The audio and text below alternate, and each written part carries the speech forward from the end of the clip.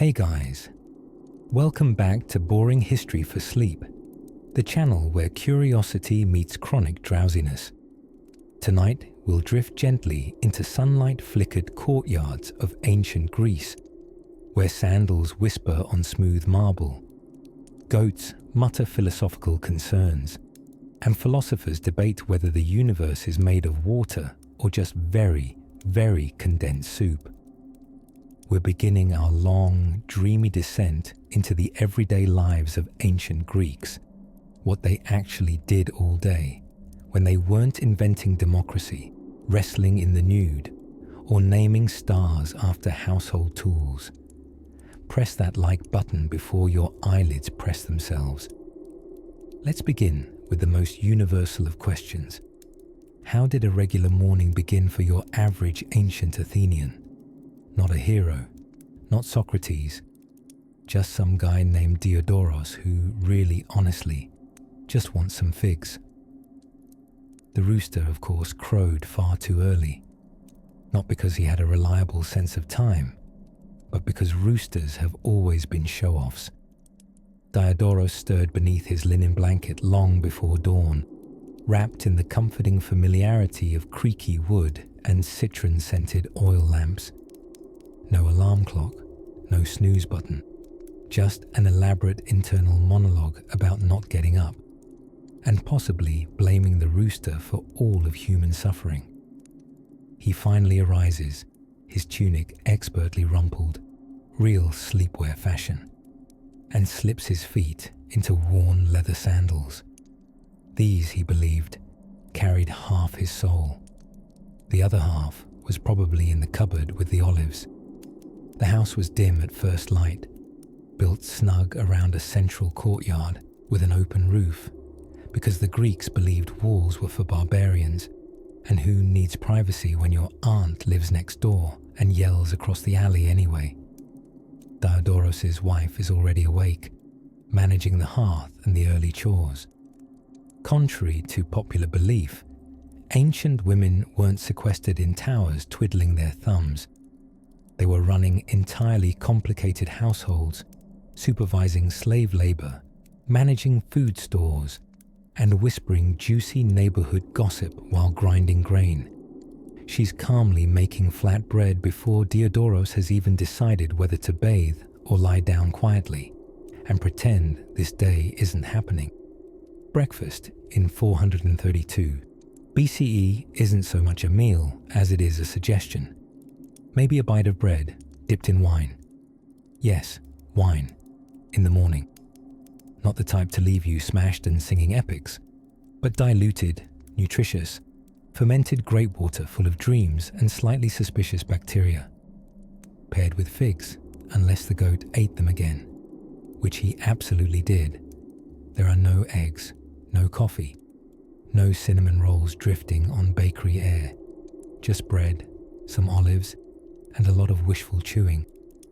Diodoros goes about his ablutions at a ceramic basin, cold water only, thank you, because indoor plumbing was not invited to this century. He combs his beard with the seriousness of a scholar and considers shaving, but philosophy is hard with a bleeding chin and no band-aids. So today, like most days, he lets the beard win.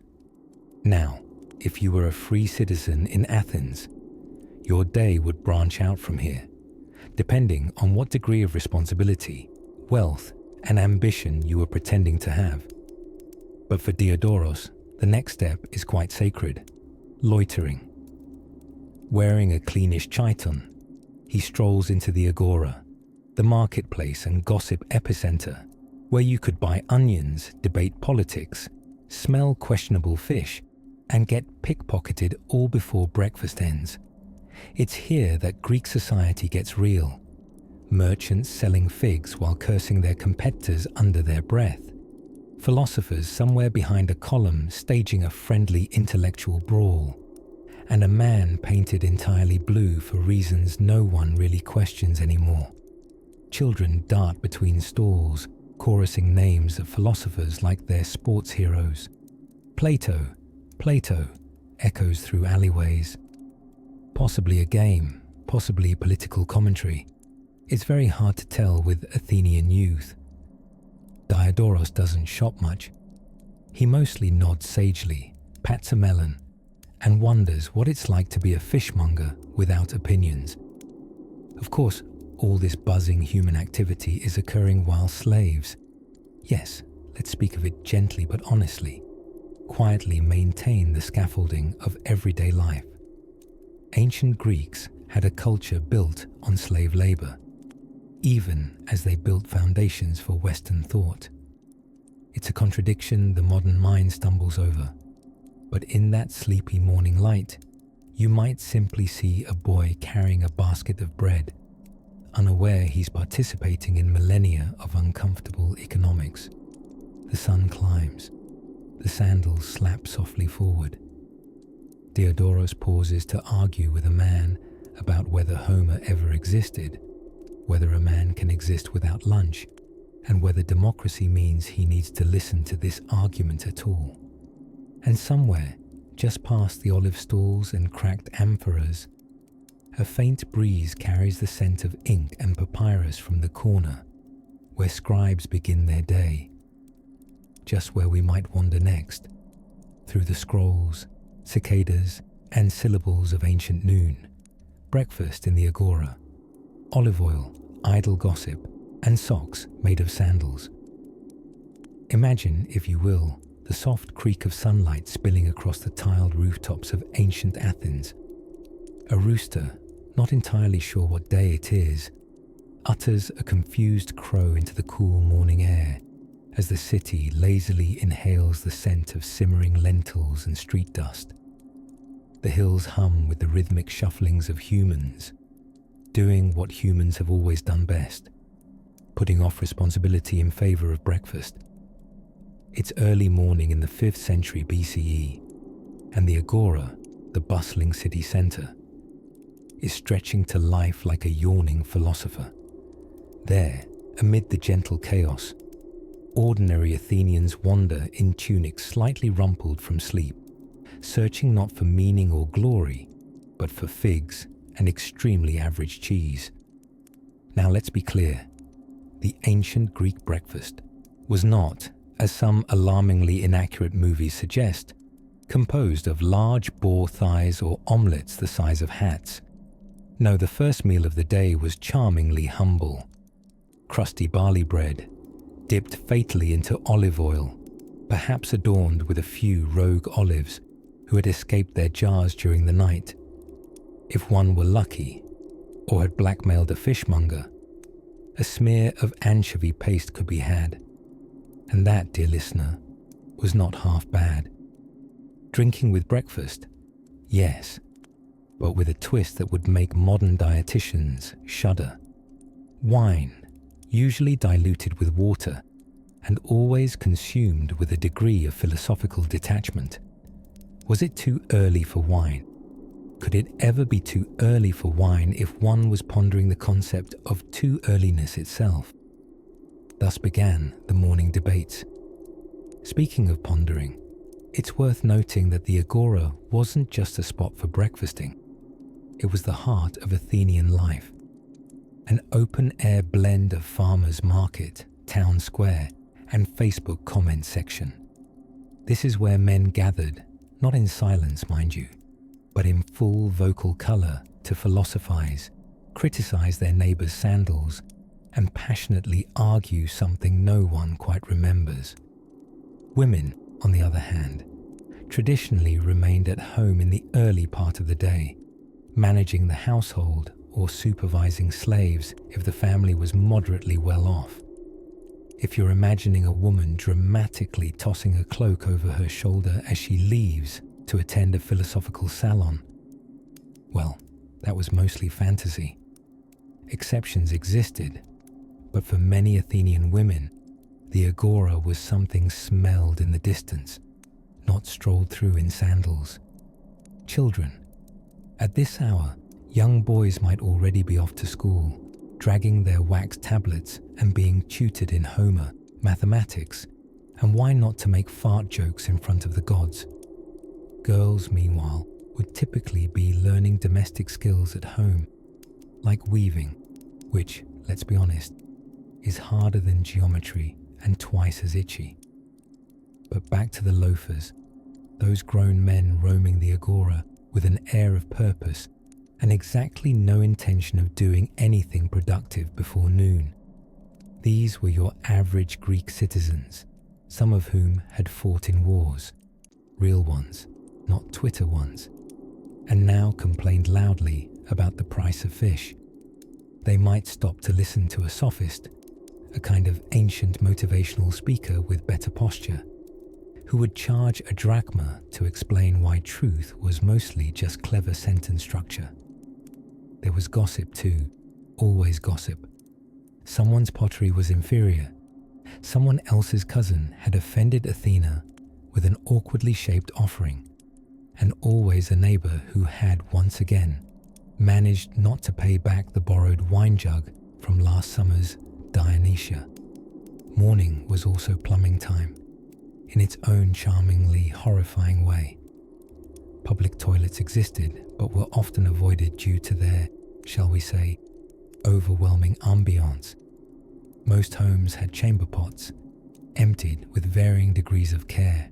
Surprisingly, sponges on sticks were involved. And no, there was not a committee on hygiene standards. As the sun climbed, merchants began calling out from stalls, hawking handmade sandals, cheap trinkets, and sun-dried tomatoes so leathery they could double as bookmarks. The scent of fish, fresh, fermented, and suspiciously fish-esque, gently wafted into the crowd like a warning whispered by Poseidon. And in the background, always, the hum of commerce, of curiosity, of democracy warming up its vocal cords. Because by midday, the real shouting would begin. Political debates, public votes, and someone's long, wandering speech about a broken aqueduct and the decline of civic virtue.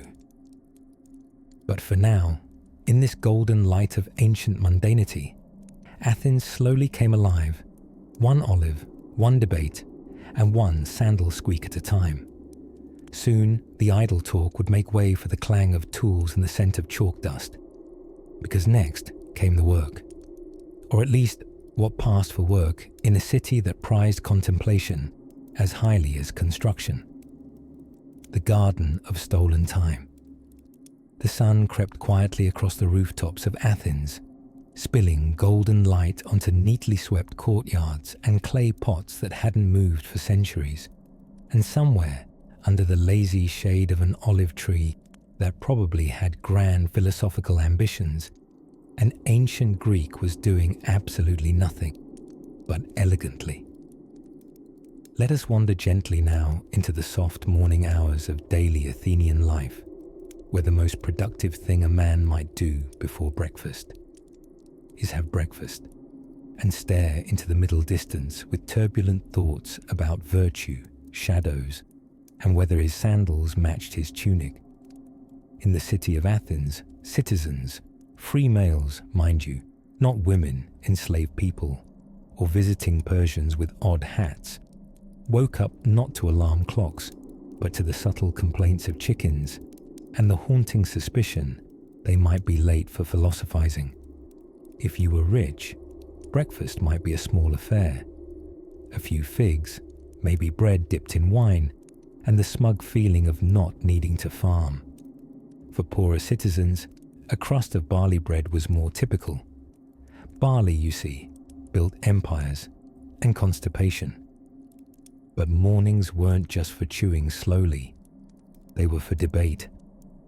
Some Athenians strolled down to the agora, the bustling marketplace of ideas, produce, and Peloponnesian pickpockets. There, men might gather on marble benches or simply stand around like unusually articulate pigeons, sharing opinions on justice, the soul, or whose sandals looked alarmingly non-Athenian. If you're picturing robed intellectuals muttering equations into the breeze, you're only partially right. For while Socrates was indeed wandering about, probably barefoot and annoying everyone with questions like, what is courage? Others were bargaining over onions or listening to travelling public speakers, some wise, some unpaid, all thunderously confident. There was no radio, no television, no internet comment section. So the loudest voice in the square was the algorithm. Still, public discourse was practically a sport. They called it rhetoric. You might see two men debating war strategy using the same tones one might hear during a modern wedding toast. Overly formal, vaguely insulting, surprisingly emotional. They trained in it all their lives, often helped along by tutors known as sophists, teachers who charge fees to teach the fine art of winning debates, which usually involve being clever enough to confuse your opponent and yourself. By late morning, the city hummed. Women, confined mostly to the home, might be grinding grain, tending children, or managing the household slaves. Enslaved people, tragically common, did much of the city's labor, sometimes highly skilled, sometimes cruelly mundane. And craftspeople, sculptors, potters, sandal makers, set to work on their various trades, producing things that now reside in museums, while today's socks are made by a robot named Cynthia. Afternoons might float by with a light lunch, again, likely bread, lentils, olives, and for the layabout philosopher with wealthy friends, maybe a grilled fish and a sip of imported wine. Not that imported meant much when you're surrounded by the Mediterranean and your idea of exotic is saffron. Some citizens would go to work in politics, which, in Athens, wasn't reserved for a wealthy elite. It was, bless them, crowdsourced. Eligible male citizens could vote directly in the assembly, which met every 10 days or so. Being politically active wasn't optional, it was expected, which meant if you didn't know the difference between a demagogue and a democracy, your neighbors would, very politely, laugh at you using iambic pentameter. Yet don't imagine this turned every man into a statesman. Many went mainly to listen, vote and eat roasted chickpeas, and some attended only because they were paid a tiny stipend, which, like gig work today, barely covered the price of bread, let alone wine good enough to help understand tax policy. As the shadows lengthened and the pottery cooled, one might see citizens strolling the gymnasiums, not only for physical beauty, which they adored with unsettling enthusiasm, but to discuss law, virtue, astronomy, and whether goats had souls. The gyms involved physical exercise, yes, but also intellectual sparring. Plus, they were excellent places for teenage boys to perfect their future statesman squint. And then, as the sun began its slow descent into poetic cliché, and courtyards filled with warm light and the smell of grilled olives and maybe someone's cousin who'd burned the stew again, the Athenian day drifted toward that ancient and noble pastime. Lounging, reclining to dine, on couches, surrounded by friends, with cups of wine, a few jokes about Spartan accents, and maybe a lyre player missing most of his strings, but beloved nonetheless. But before the evening symposium takes over, part drinking party, part TED Talk with more nudity. We'll take a moment to rest among the quiet stones of Athens, where time moved differently, slower, with sandals and sun, debates and dates, shadows and figs. And if you're still with me, my dear drowsy listener, close your eyes as the voices of the agora fade into whispers, because soon the symposia will begin, and with it the Greeks will answer life's greatest questions, or at least ask them loudly, with wine. Let's drift there, right after a little nap, the fog of philosophical breakfast.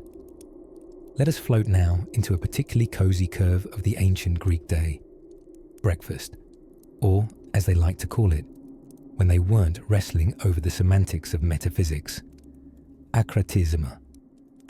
A meal simple enough for a tortoise to cry over, and modest enough to make modern brunch enthusiasts clutch their bottomless mimosas in a brief moment of humility.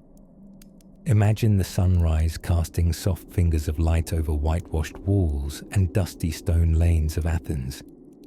Somewhere off in the distance, a rooster wonders vaguely who he is and whether he should crow or contemplate life's more urgent absurdities.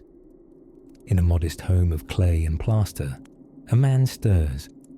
The Athenian citizen, probably named something dramatically vowel-rich like Thales or Cleon, rubs his eyes with a slow, squishy enthusiasm of someone who knows his first errand of the day involves arguing about justice at the agora. Before attempting that Olympic event of intellectual stubbornness, however, he needs sustenance, not a latte, not an acai bowl topped with chia seeds, summoning the power of Saturn. No, our philosophical breakfast is a crust of barley bread, dipped in watered-down wine. Just bread and wine. It sounds like a sacrament, but it's really just sadness you chew on. The bread, called maza, was made from barley flour, toasted and patted together with water. If Aristotle had written about its flavor, the passage would have read something like, unremarkable but dependable, like Plato before his second cup. Still, there's a calm virtue to this humble start. Acratisma wasn't meant to thrill the senses. It was a pause, an edible comma between dawn and dialogue. One could enjoy it sitting on a small stool, perhaps beside a lazy bronze brazier, the air hazy with the scent of yesterday's embers mixing gently with this morning's fermented grape. For those with a bit more coin jingling behind their toga belt, although togas are Roman, mind you. Greeks preferred the chiton, which was essentially a bedsheet held in place by a hopeful pin. There might be cheese, lovely brine cheese, born from goat's milk and existential desperation. Occasionally, if you were lucky, a few olives would join the party, turning your meal into a regular Dionysian feast by early Greek standards. And as the Athenian chewed his bread and rubbed more sand from his eyes, his mind would wander, sometimes to chores, but more likely to the deep stuff. Why does lightning strike? What moral obligations do we owe the polys? Is sleep a cousin to death, or merely a particularly snarky sibling? Some philosophers even took their breakfast outdoors. Leaning against a wall like mysteriously bearded cats, they'd stroke their cloaks and mutter hypothetical syllogisms to any slave assigned the thankless task of pouring diluted wine. You see, the Greeks didn't drink wine directly. It had to be mixed with water. To drink it pure was considered barbaric, cancel-worthy, even in 432 BCE. Meanwhile, in the countryside, another kind of day was starting entirely. A farmer, perhaps name of Eutychios, blinked up at the sky, already freckled with swallows. He had no time for metaphysical muffins. His version of breakfast came between cow milking and worrying about whether the olives had enough sunlight to avoid turning into bitter disappointment. Maybe he gnawed on a dried fig with the energy of someone pretending it tasted like roasted lamb. Women, too, were awake at this hour, though tucked away from the philosophical jazz hands of the male-dominated agora.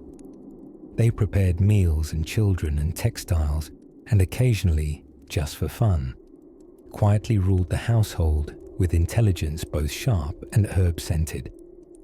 They might not have debated justice in public, but they administered it elegantly with spoonfuls of honey and a well-timed sarcastic glance. Back in the city, the fog of breakfast began to lift.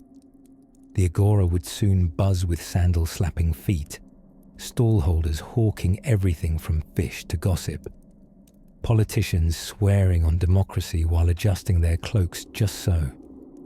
But here, in this quiet moment, we pause.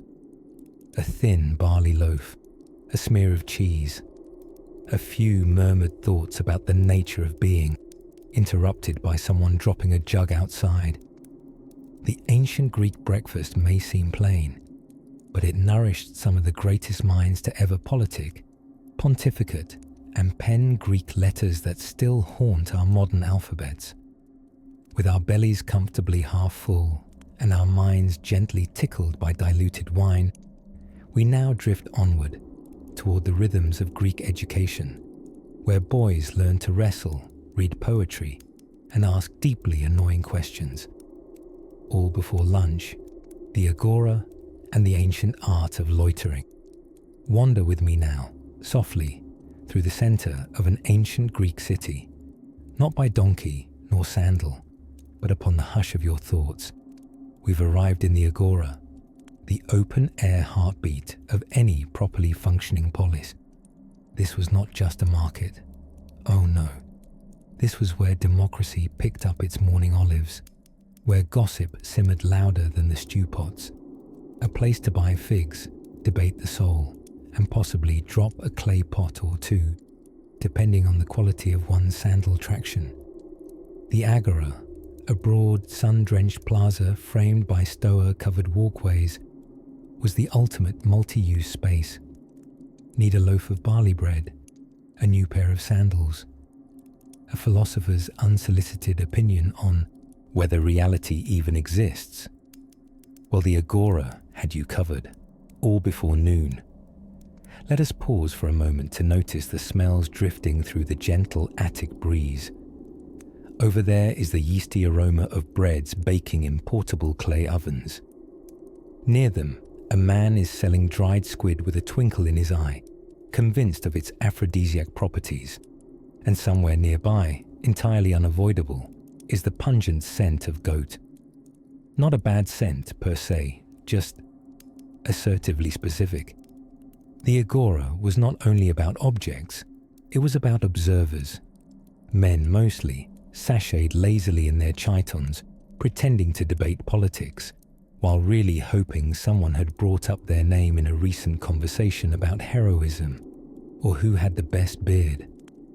Wrestling champions and aspiring orators might be loudly disagreeing about Plato's views on justice within earshot of pottery stalls, and the poor potter, dust-covered and drowsy, merely nodding as he fits yet another amphora into place, pondering silently whether Plato ever had to fix a broken handle in 40-degree heat. We must take a moment too to mention the philosophers. Ah yes, the leisurely paced enigmas in robes who considered walking slowly a form of higher thinking. Many of them gathered in the agora not to shop, per se, but to linger in what scholars might charitably call intellectual loitering. Socrates was famous for hovering like a slightly more sophisticated wasp, asking questions that felt entirely innocent until, moments later, you realized you just admitted you didn't actually know what courage was or whether your soul had a timetable. But Socrates wasn't alone. There were sophists selling wisdom by the syllable. They'd teach the young and ambitious how to twist an argument tighter than an Athenian laurel wreath. Naturally, this made them beloved by their students and quietly avoided by anyone trying to have a peaceful lunch. Women in the agora, that's a bit more complicated. Most respectable Athenian women didn't make public appearances here unless absolutely necessary. And yet, the city couldn't function without their invisible hands. Behind many of the goods displayed in stalls, from woven textiles to meticulously dried herbs, was the quiet labor of women working mostly at home. A few women, like midwives or priestesses, breeze through these spaces with the serene authority of those who know exactly where they're going and need neither figs nor philosophical banter. At the far edge of the agora, just beyond the stoa, where shadows fold over marble benches like sleepy cats, there was the skene, temporary booths and structures set up for festivals and spontaneous political campaigns. You could see a flourishing of painted banners shouting in charcoal script about the virtues of some candidate or another, possibly endorsed by a startlingly enthusiastic family of chickens who had nested atop a campaign crate. And then, among this din and energy, strangely, were the idle. People simply sitting, gazing, absorbing. They might spend hours doing what can only be described as nothing, and doing it gracefully. An old man adjusting his himation just right for maximum shoulder breeze. A boy repeatedly bouncing a pomegranate off his knee. A dog sleeping beneath the statue of Hermes, faintly drooling onto the god's immortal toes. In the agora, activity and idleness danced cheek to cheek. Here, democracy took root not just in the frenzied debates or the ballots scratched on pottery shards, but in the odd comfort of shared space and shared stories. A society rehearsing itself daily in the open air, a stage and an audience and critics all at once. And as the sun begins to mellow, painting elongated shadows across the marble pavers, let your mind step away gently from the humming Athenian plaza. You've watched the sausage seller charm a skeptical customer, and the young scribe struggle with his wax tablet. Tomorrow, life here will begin again, with newer olives and familiar arguments. And just beyond the folds of twilight, our journey will tiptoe into a quieter corner, where the Greeks hung up their sandals and swapped politics for pillows. When evening descended, and the dream world of sleep began to whisper through the courtyards of ancient beds. The olive oil whisperers. When you picture ancient Greece, you might imagine fearless warriors, marble philosophers, and the occasional toga wardrobe malfunction. But beneath the glint of bronze helmets and poetic stares into the sunset lived another, far oilier reality. The daily life of people and their absolute unrelenting obsession with olive oil. Now, yes, olive oil. That cold-pressed golden green nectar you drizzle over your salad and pretend makes you healthy. In ancient Greece, it wasn't just a condiment, it was everything. It greased the gears of their entire civilization, metaphorically and frankly, sometimes literally. Let's ease into a varnished dawn on a warm Attic hillside. Early morning, before the cicadas start their little samba band, and the light brushes ancient olive trees like a sleepy cat stretching across a windowsill. Here, a farmer named Diodoros stretches his back with an audible crack, grabs a wicker basket, and heads into the grove. This is a man who knows his olives personally, maybe a little too personally. He talks to them, gently, encouragingly. Rumor has it he once broke off an engagement because the olives told him she wasn't the one. It was totally normal. If you had fields of Karaniki olives, you'd whisper to them too. The olive harvest was fickle and cyclical. Some years you had bounty, other years your grove sulked and gave you nothing but resentment and the occasional squirrel. But when the olives came through, that was liquid gold. Olive oil was used for lighting lamps, dressing wounds, lubricating, chariot wheels, and making your skin shimmer like a philosophical statue. It was the ancient equivalent of duct tape, applied liberally and for vaguely everything. Let's drift now to the gymnasium, where young, impressively sculpted men fling themselves around in what can only be described as the most stylish cardio session of antiquity. But before they wrestle, or toss javelins, or ponder existence mid-sprint, they do something peculiar and a tad slippery. They coat themselves in olive oil, head to sandal, because nothing says peak performance, like becoming a glistening human breadstick. The oil wasn't just for bedtime sparkle. It was believed to purify the body, preserve youth, and impress passers-by. Post-workout, they'd scrape it off with a little metal instrument called a strigil. This moment, men scented of time and exertion, scraping goo off themselves with intense philosophical expressions, is considered by historians to be both baffling and charming enough for statues. And those statues, also oiled.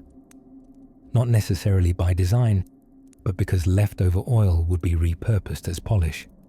Nothing was wasted. If a Greek athlete didn't rinse properly, he was potentially sponsoring the local museum's art conservation project. In homes, oil-filled gleaming clay amphorae stowed lovingly in cool storerooms or wobbly kitchen shelves. The wealthier families might even have a dedicated servant whose entire job was oil overseer. That's right, some lucky fellow whose career ambitions began and ended with making sure nobody knocked over the good jug. Cooks adored olive oil because, frankly, there was nothing else besides cheese and wild herbs to look forward to. A touch of oil on barley bread, that was considered dinner.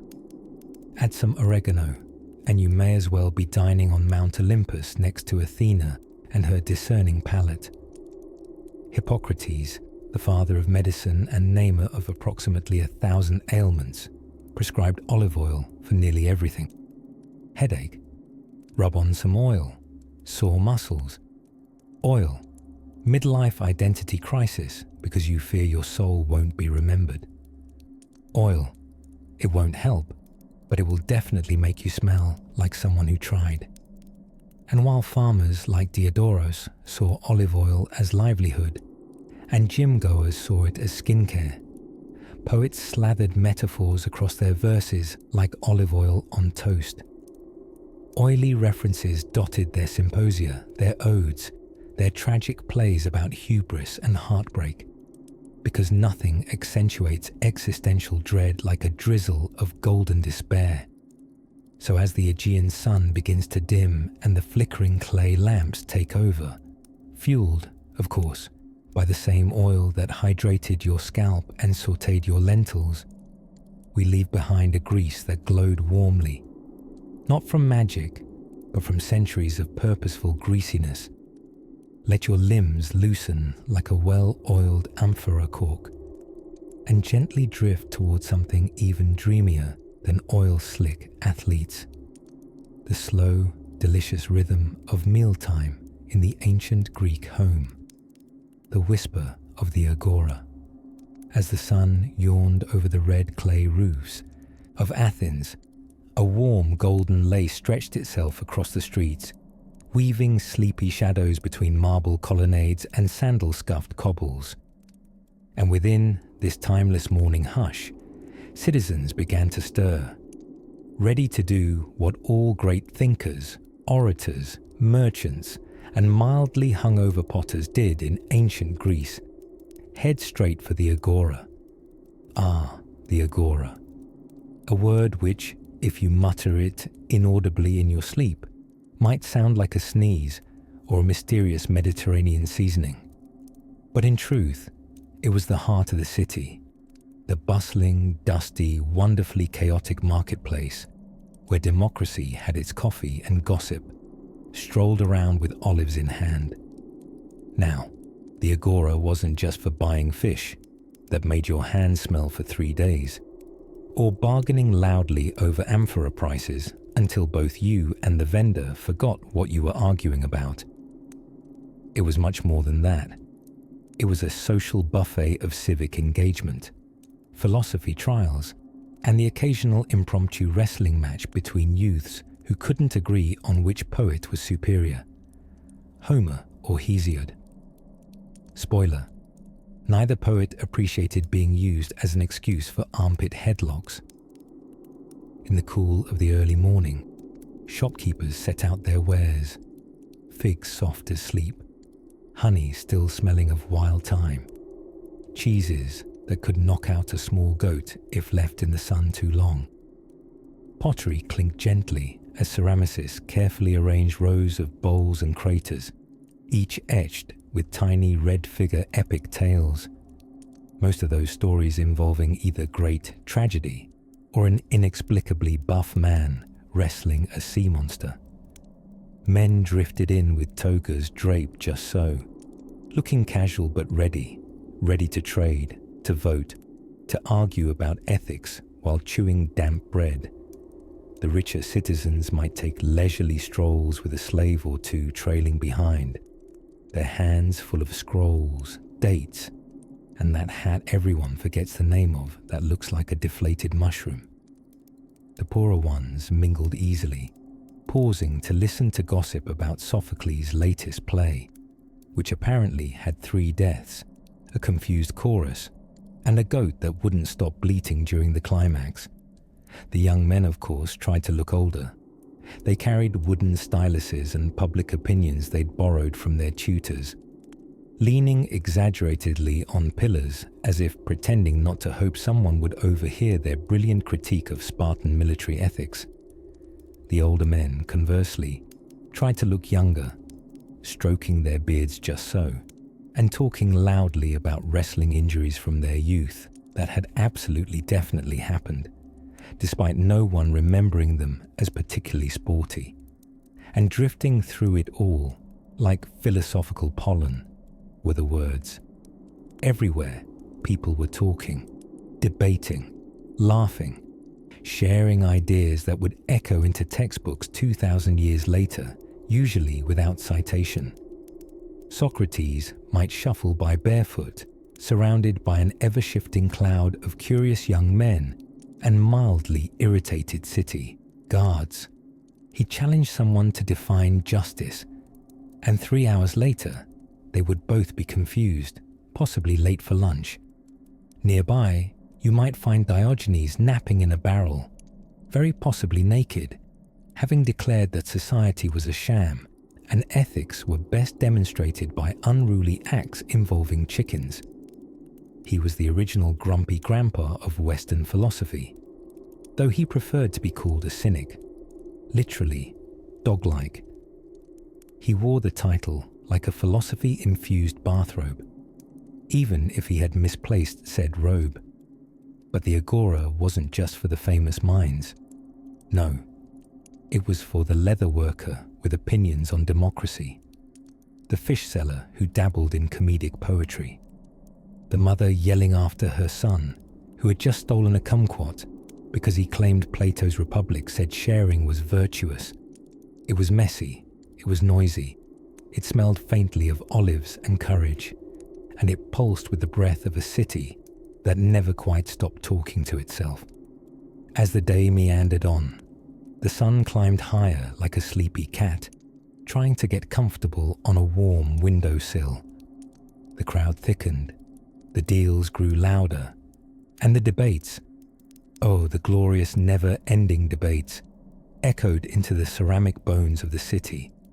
And somewhere, on a worn limestone step overlooking a babbling fountain, a pair of old friends argued gently about whether democracy truly worked, while feeding crumbs to pigeons who had absolutely no opinion, but excellent attendance. So if you ever wonder what the ancient Greeks did with their day, many of them went to the agora to think, to speak, to listen, and, occasionally, to buy a suspiciously underweight melon from a vendor who could quote Euripides. Now, as the shadows begin to lean toward the west, and traders call their final bargains, we'll drift away from the lively square and into the quieter spaces of home and hearth, where dinner simmers gently and sandals are kicked off under tables smeared with wine drips and laughter. Next, we'll slip into the cooling courtyards of an Athenian home and discover what dinner in ancient Greece really looked like, with a side of olives and the faint scent of rosemary. The olive tree and the afternoon pause. There's something deeply ancient about taking a nap. The kind of nap where the sun is high, the cicadas are louder than your thoughts, and the air smells faintly of dust, time, and the local economy. In Athens, around the 5th century BCE, this was not laziness. This was tradition, sophisticated napping. And if you were an ancient Greek, it was another essential part of your exquisitely planned, suspiciously leisurely day. The ancient Greek afternoon began sometime after the main meal, known romantically as ariston, or less romantically, lunch, usually around midday. It wasn't terribly fancy. Bread, olives, maybe some cheese if the goat was feeling generous, sometimes figs, always humble, always dippable. Then came the real highlight, the siesta. Now, the ancient Greeks didn't call it that. That word has Spanish roots, so the Greeks simply called it something like quiet time, or not yelling and doing things time. A sensible Mediterranean response to a sun that threatened to roast your philosophizing forehead like a well-oiled eggplant. Interestingly, there was no shame in this pause. This was not laziness or sloth, but a sort of philosophical conviction, an agreement that humans were simply not designed to think deep thoughts or run city-states in the heat of day. Even Socrates would have stalled his questioning if his toga started sticking to his knees. And the olive tree played a silent role in it all. You see, the olive tree was more than just a botanical backdrop. It was the shade giver, wisdom suggester, and lunch provider. It nestled quietly outside homes, temples, and marketplaces, its silvery green leaves trembling like nervous philosophers. Olive oil itself wasn't just lunch, though it was drizzled, dunked, and sometimes downright devoured. It was light. You'd find it burning inside pottery lamps, flickering with little flames that mulled over human existence long after dark. In fact, one curious Athenian myth tells us that the very presence of the olive tree in the city was thanks to the goddess Athena herself. In an ancient divine talent show, Poseidon offered a salty water spring to win the favor of the city. Athena, in a stunning example of divine agricultural development, placed the world's first olive tree squarely in the ground. Naturally, the people of Athens applauded her eco-conscious swag and named the city after her. Poseidon, presumably, stormed off holding his seaweed salad. But back to the nap. There were no phones, no emails, no midday meetings, just a scrolly little manuscript, maybe a cat skulking under a kiln, and a pillow stuffed with ancient linen. Houses were designed to be cool and shady, with small windows and thick clay walls that left you feeling like a well-preserved olive yourself. The bed was low, the mood sleepy, and the streets outside quiet, aside from perhaps a shoe seller, loudly wondering why no one wanted sandals at 1 in the afternoon. Of course, not everyone napped. Slaves, unfortunately, did not enjoy many drowsy luxuries. They were often tasked with fetching things, carrying things, or grinding barley into something resembling porridge, but still legally classified as gravel. Still, for the average free man, especially one with a modest estate and a taste for moderate philosophy, this was the lull before the evening buzz. After the nap came the time for strolling, debating, maybe resting casually with friends while wearing almost nothing, which admittedly would get you kicked out of most modern gyms, but was perfectly normal if your name was Themistocles. Some poets spoke of this time with hushed affection. Pindar, for instance, probably snoozed so hard he dreamt up odes. And what better way to refresh the brain for an evening of symposia, dust kicking at the palestra, or planning the next marble sculpture of a horse startled by enlightenment. As the day slipped toward its golden hour, those few warm, yawning moments when the sun began to slide behind Mount Hymettus, the city began to stretch again. Dogs barked at nothing in particular. Merchants reopened their doors. And someone, somewhere, was boiling a fresh pot of lentils while discussing the moral responsibilities of comedy. But for now, the sleepy leaves fluttered above a reclining figure, sandals abandoned, books face down, and thoughts floating somewhere between geometry and grapevines. That sweet, drowsy interlude in which not much happened. And that was exactly the point. Soon, the Athenian day would tilt toward intellect, intrigue, and a worrying amount of wine. But first, one last minute beneath the olive tree's whispering shade. And just beyond those hushed branches, the agora was beginning to stir, which means it's almost time we join the ancient marketplace ourselves. Marble in motion, the life of an ancient gym-goer. Let's take a slow stroll through the marbled courtyards of ancient Athens, where the sun lounges in columns of golden light and the breeze seems to gossip quietly through the olive trees.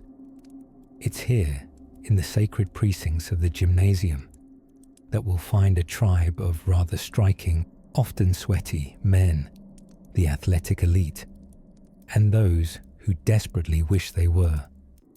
Now, breathe in deeply the delicate scent of crushed laurel leaves and effort. Because in ancient Greece, working out wasn't just about muscles, it was a philosophy, literally. You could take a vigorous jog and stumble right into Socrates mid-lecture, calling your quadriceps epistemological concepts. That's the kind of gym we're dealing with here. The gymnasium, known as the gymnasium, was not just a place to practice discus or parade around oiled like a bronze statue, emotionally processing its mortality.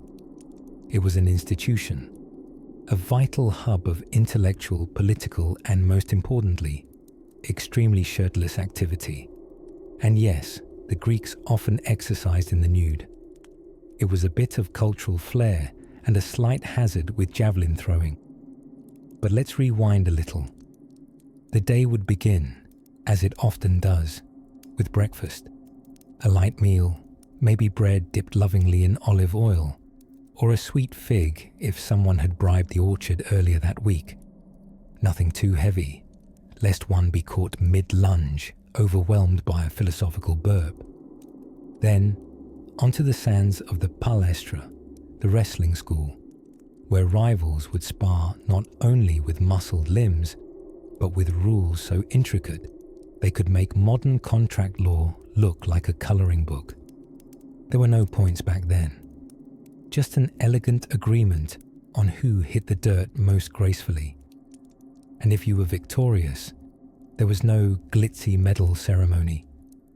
You might get a simple crown of wild celery or olive twigs. Modest, humble, slightly salad-like.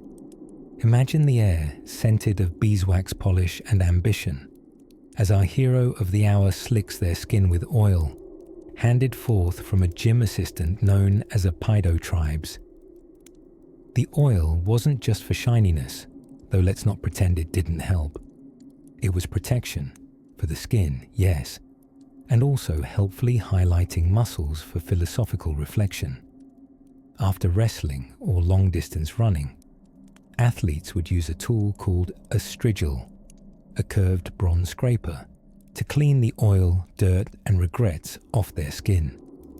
Picture it, a dignified man standing under the sun, scraping off a hard morning sweat, while another lectures nearby on the moral superiority of triangular geometry. But athletics weren't just for athletes. Politicians, philosophers, poets, they all came here to stretch, debate, and occasionally contemplate the profound emptiness of a dropped dumbbell. Plato himself was said to have trained at the academy, the very gymnasium that bore his teachings, which means somewhere, embedded in eternal stone, are the echoes of squats paired with Socratic questioning. You see, exercising the body and the mind was not seen as separate. In fact, they were delightful roommates. It was believed that fostering physical perfection would lead to moral and intellectual excellence, a concept that has aged only slightly better than most New Year's resolutions. And naturally, where there were sweaty strongmen, there were also spectators. Not all came to lift discus and ponder mortality. Some just came to look. Lounging dramatically under porticos, sipping watered wine, and composing slightly awkward odes to someone's biceps that looked like they were carved by romantic thunder.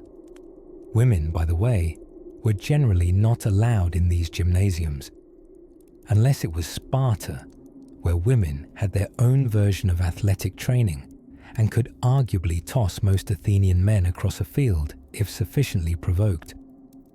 But in Athens, the gym was a men's domain, with occasional philosophical detours into, shall we say, complicated social relationships that historians call pederastic, and you might call please do not Google before bed. There was, predictably, competition, not just in the Olympic Games or city contests, but right there in the daily rhythm of gym life. Who had the best running form, the most poetic lunges, the most dramatically timed hair toss after throwing a javelin into the sunset? It was one part workout, one part theatre, and a generous dash of civic duty. Because to be an Athenian citizen wasn't just about voting and heckling playwrights. It was about presenting your best, most symmetrical self to the city, like a Greek statue come to life, only with more groaning during stretches. And now, as the sun dips lazily behind Mount Hymettus, and the gym empties of glorious sweat and philosophical mumbling, the streets hum with the shuffle of sandals and reflections on thighs and Plato. Let's follow those footsteps down the marble path toward quieter corners. Somewhere dinner is being prepared, and our next stop awaits at the most sacred of Athenian spaces, the kitchen, the olive oil of the gods and other glossy affairs. Some people dream of swimming through warm honey. The ancient Greeks would more likely have imagined taking a luxurious plunge into olive oil, and honestly, who could blame them? It wasn't just salad dressing to these sun-drenched philosophers. It was shampoo, soap, body lotion, muscle balm, aftershave, and, strangely enough, a cleaning agent. Yes, the Greeks weren't just shining statues. They were sliding through their lives with a well-oiled strategy. Picture the late afternoon sun casting golden light over the palestra, the ancient Greek equivalent of your neighborhood gym, sauna, and discussion group rolled into one.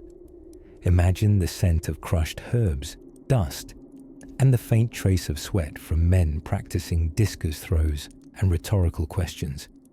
In one corner, a man in little more than a loincloth is stretching like a feline warmed by the sun. In another, a youth is reading Homer's Iliad while doing squats. And everywhere, olive oil, in jugs, on bodies, in hair. It was the de facto moisturizer of the gods. Bathing in ancient Greece was not as simple as soap, rinse, repeat. No, indeed. Many Greeks would begin by liberally coating themselves in olive oil. This was not just vanity, although glistening like a rotisserie chicken was apparently a popular aesthetic. The oil was rubbed lovingly into the skin, and then, here comes the fun bit, scraped off with a tool called a strigil, a curved metal blade. The strigil looked a bit like something you might use to remove wallpaper, or stir a witch's cauldron, or defend yourself against a disgruntled goat. But in fact, it was the hygienic squeegee of the ancient world. Once the dirt, sweat, and flakes of philosophical despair were scraped away, voila, clean skin. The idea was to purify the body by pulling out toxins, dead skin, and possibly bad metaphors. Of course, if you were rich, you didn't do this scraping yourself. That's what servants were for. And if you were very poor, well, you probably didn't glisten as much. Olive oil also played roles beyond hygiene. Athletes rubbed it into their muscles before competitions to keep their joints supple, but also to look patently majestic, because nothing says athletic excellence like a ray of sunlight bouncing dramatically off your well-oiled pectorals. There were even special blends for this purpose, some infused with herbs like thyme or rosemary to keep the flies away and the fans impressed. And yet, it wasn't all for show. It genuinely worked. Olive oil is rich in antioxidants and moisturizing agents. The Greeks didn't know what vitamins were, but they knew a good glow when they saw one. And olive trees, glorious emblems of their entire civilization. Pruning an olive tree improperly could lead to civic punishment. That's how sacred this slippery fruit was. But if you thought olive oil's role ended there, think again. It was a staple of religious rituals too. Lit in lamps in temples and offered to gods in sweet burning bowls of fragrance. The oil symbolized abundance and eternal light. Athena, the city's namesake, was believed to have gifted the first olive tree to the people of Athens, beating Poseidon in a divine real estate contest, where tridents and seahorses were not quite enough to win the crowd. Olive oil, for those living in sun-drenched polises and windswept islands, was the golden thread that wove through nearly every part of the day. Cook with it, bathe in it, pray with it. If you were especially motivated, you could probably use it to settle a neighborhood dispute. Here, take some oil and please, return my goat. Storage was a whole art form. Massive clay jars called amphorae, often taller than a toddler but considerably less prone to tantrums, were used to store gallons of the precious stuff. These jars were typically sealed with wax or resin, or, something vaguely sticky and historically questionable, to keep out air, pests, and curious teenagers. So imagine now the warm flicker of an olive oil lamp casting shadows across the corner of a modest home. A father oiling his arms before heading to the agora for a debate he won't win. A mother dabbing oil behind her ears, hoping the scent of pressed fruit covers the scent of 3 children smeared in honey. And an apprentice in the market, awkwardly holding 2 amphorae and wondering if one day he too will glow like a marble statue under a Mediterranean sun. Our glistening journey continues just ahead, into the slightly less shiny but no less curious world of Greek fashion, and how nothing says daily outfit, quite like a bedsheet tucked just right. Dining with the dead, banquets, bread, and burial feasts. In the golden warmth of a late Athenian afternoon, the kind that turns white marble honeyed and sleepy, a curious aroma drifted through the alleys. Roasting lamb, baked olives, crushed herbs, and was that incense? Or just a neighbor trying to cover up that their goat had made another artistic statement in the courtyard? Yes, tonight we are dining with the Greeks, not the restaurant-style Greeks you may think of. No flaming cheese or waiters shouting "Opa," but the everyday folks of 5th century BCE Athens, who took dinner as seriously as they took democracy, theatre, and gossiping about the neighbours. Athenian mouths rose early and filled themselves modestly. A scrap of bread dipped into watered wine, a few figs if fortune was feeling flirtatious. This was akratisma, which sounds like something offered at a luxury spa, but was really just the humblest of breakfasts. The Greeks didn't do eggs and bacon the way modern brunches might. Chickens were a luxury item, and bacon was what you'd get if you were Roman and deeply committed to clogging your arteries in style. Lunch was next. Ariston, usually eaten around midday when the sun got just pushy enough to remind you that olives alone were not a lifestyle. Bread rubbed with garlic, maybe a bit of cheese, a few dates. It wasn't so much a meal as a gentle suggestion that more food might exist somewhere else. But it was dinner. Glorious deipnon that borrowed from the gods. Ah, dinner, when the sandals came off. The tunic got loosened a respectful notch, and Athenians reclined not in haste but in a horizontal hymn to digestion. They didn't sit at tables. Oh no. They lounged, the way cats do when they're judging you, propped on one elbow, hand-free for gestures of opinion or roasted chickpeas. Dining was more than eating. It was a ritual, often hollowed out with layers of meaning. Friendships renewed, politics discussed, poetry traded like figs, and philosophy served with honeyed wine. The meal often began with a libation, a little wine poured out respectfully for Dionysus, god of wine and drama, both of which would be in ample supply by the second cup. Then came the food, mostly simple, often vegetarian. Fish was a treat, but meat, well, meat was for sacrifice. Yes, in a rather chewy twist of fate, if you wanted steak, someone else had to die.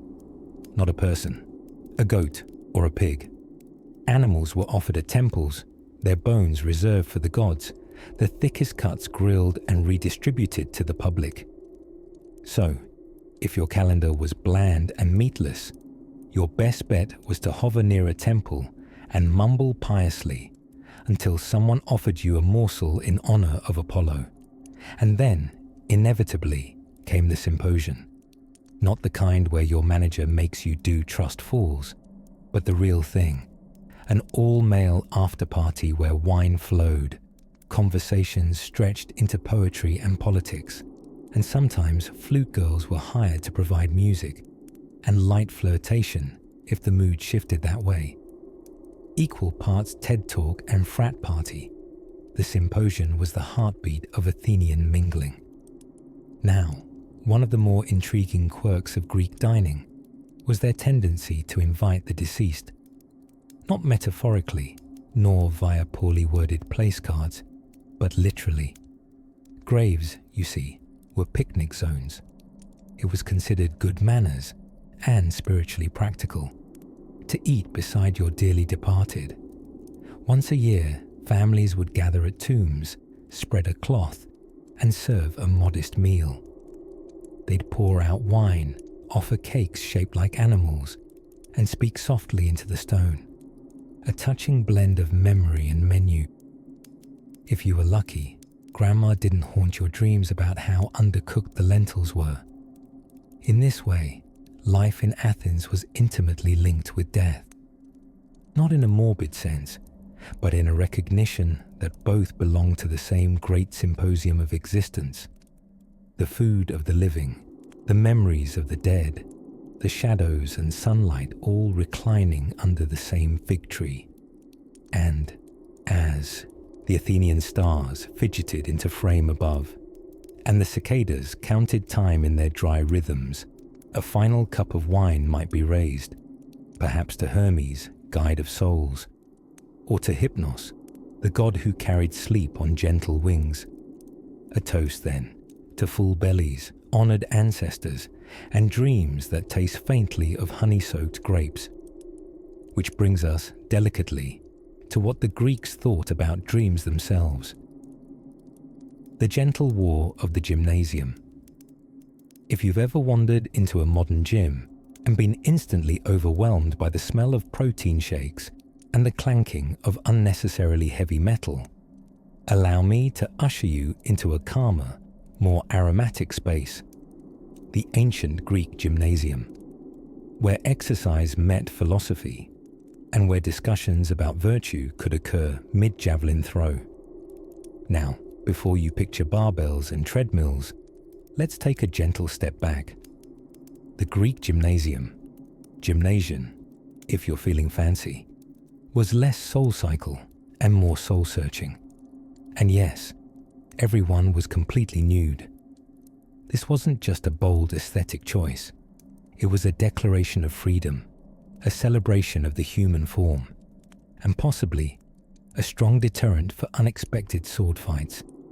The gymnasium wasn't only for athletes, it was a cultural sanctuary where men, only men, sorry again, ancient patriarchy, gathered to train their bodies, let their minds wander, and coat themselves limb by glistening limb in olive oil. Yes, olive oil. That mundane salad dressing was slathered on before exercise, not to fry oneself like a philosophical zucchini, but to warm and protect the muscles. Once appropriately oiled up, you might say, toss a discus as a prelude to a discussion about the ideal republic, or practice wrestling moves while quoting Plato with correct inflection. There were three main areas: the palaestra, where wrestling and boxing took place, the gistos, covered porticos for running to avoid sunburns and philosophers melting, and various open courtyards. And though the activities looked physical, there was always an undercurrent of mental elegance. You might challenge an opponent's biceps in a wrestling match, then challenge his logic in an argument about stoicism over a light fig snack. Imagine Sherlock Holmes in a toga doing lunges while solving ethical paradoxes. That's the vibe. The elder gentlemen, some with paunches as soft as their rhetorical skills were sharp, often strolled the perimeters in sandals heavy with wisdom. They served as unofficial mentors, offering unsolicited advice about both wrestling technique and the nature of the cosmos. Grip his shoulder, an old man might say gently, and remember that true happiness lies in accordance with nature. One memorable figure who treated the gymnasium like his second office was Socrates. Equal parts curious and inconvenient, he wandered through the gym, fully clothed, scandalous, engaging half-naked 19-year-olds in conversations that began with, "What is justice?" and usually ended in, "I have to go, my triceps are burning." It's worth noting that the ideal body the Greeks pursued was not today's abs-like sidewalks model. Strength mattered, yes, but proportion, poise, and function were far more respected. A well-formed calf muscle might win you admiration at the bathhouse. A poetic description of your opponent's quadriceps might win you eternal glory. Later in the day, after one's body had been pleasantly exhausted and one's mind delightfully tangled in stoic paradoxes, came the cleansing ritual. First, a scraping. Enter the strigil, a curved bronze tool used to scrape off the day's olive oil, sweat, and stray bits of dust. The process, curiously satisfying, left you gleaming like a philosophical bronze statue. And then, the bath. Warm, communal, and theatrical, in the number of opinions floating around like lavender steam. Here, theories swirled and gossip simmered. Did Pheidippides really run all the way from Marathon? No one believed it. Was the lyre going out of fashion? Absolutely. And had anyone actually seen a Spartan smile? Only once. It was terrifying. Of course, this entire sacred space was underpinned by a spirit of arete, a beautifully slippery word that meant something between excellence, virtue, and being generally awesome at life. To strive, sweat, speak wisely, and walk like you were sculpted by a god with a steady hand.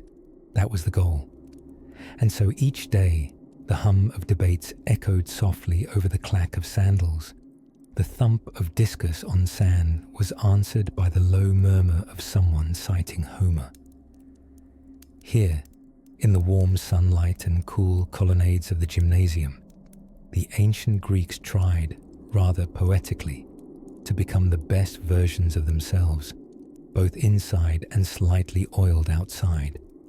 And as shadows lengthened and sandals shuffled away, the grounds of the gymnasium quieted into a soft serenity, its air still holding the scent of olive wood and ambition. But while the Greeks may have trained hard, they also knew how to unwind. Next, we'll slip quietly into the world of ancient leisure, sipping wine, sharing riddles, and throwing parties that would make even Dionysus blink twice. The art of the ancient nap, somewhere between a philosophy symposium and a vigorous butt-naked wrestling match in an Athenian gymnasium, the ancient Greeks perfected a gentle, time-honored tradition, the strategic midday nap. The Greek word for it was mesimeri, a delightful syllabic saunter meaning noon, when the sun's blazing appetite made even the most verbose orator want to hush up and lie down somewhere cool. The siesta may be a Spanish specialty today, but let's not forget, long before flamenco, there were sandals, figs, marble courtyards, and several exhausted philosophers sighing into hand-woven pillows stuffed with goose feathers.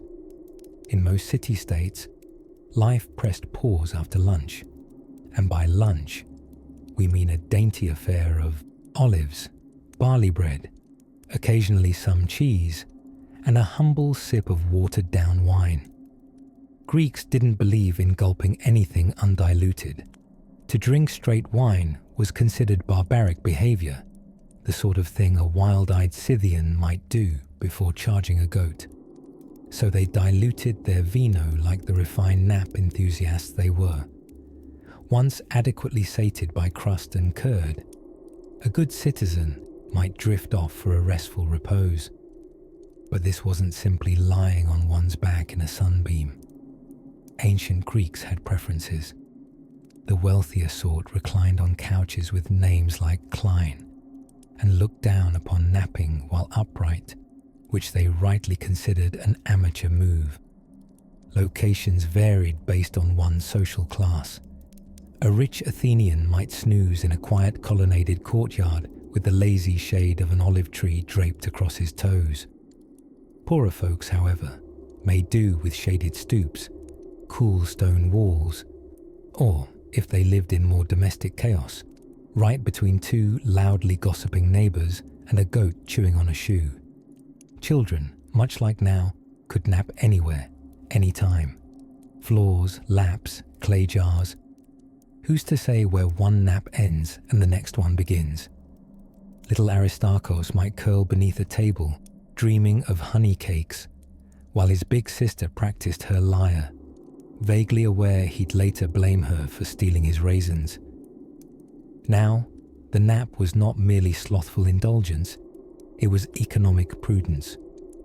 Why work in the hot part of the day when you could wait until the sun had the decency to simmer down?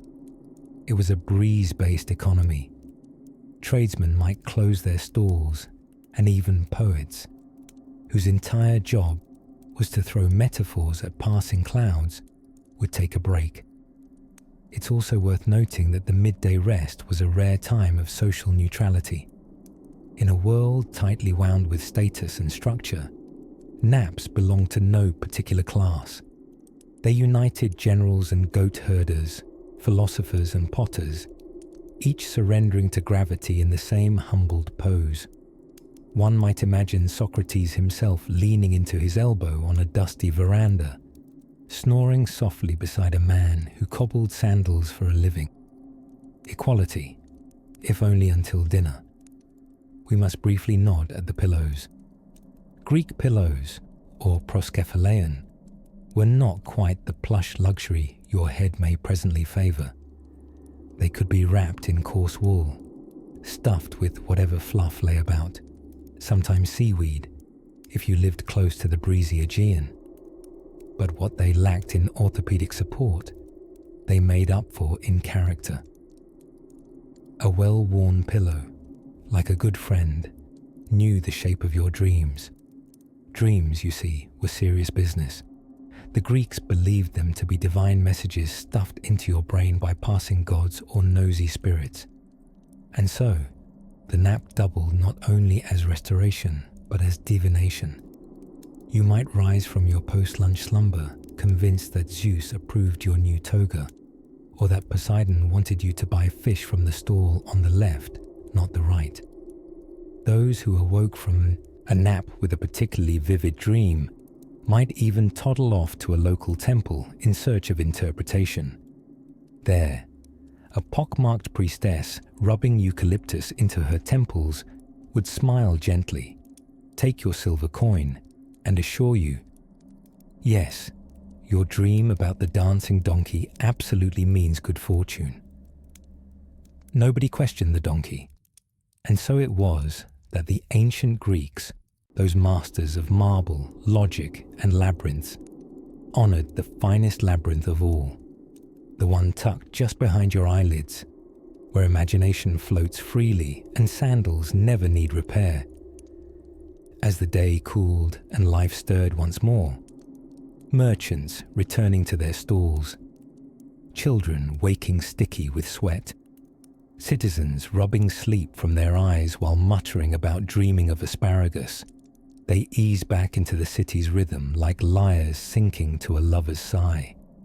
And speaking of rhythms, next we'll wander into a space much more theatrical, where masks weep and laugh, and the audience throws figs instead of roses. Yes, it's time to open the curtain gently on ancient Greek drama.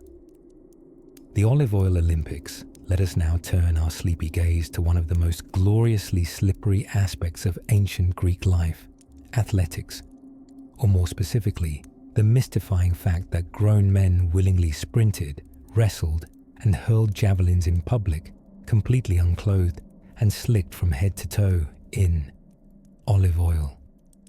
Yes, olive oil, the same substance you probably poured over a Greek salad last Tuesday, was once the ancient espresso shot of competitive nudity. In the sun-bleached gymnasiums of the Greek world, names that sound more impressive when whispered slowly, men would gather not just to train, but to perform a kind of ritual purification and aesthetic display. Imagine this: a bright Athens morning, cicadas buzzing in the olive trees, and dozens of toned bodies strolling casually into the sand-covered training ground. Each man carries a small bottle of olive oil and a strigil, a curved bronze scraper that looks like it was invented by a confused spatula designer. First came the oiling phase. Athletes would smear olive oil across their arms, legs, chest, and yes, even the less PG-13 areas. It wasn't just for show, though let's admit, it was a very impressive show.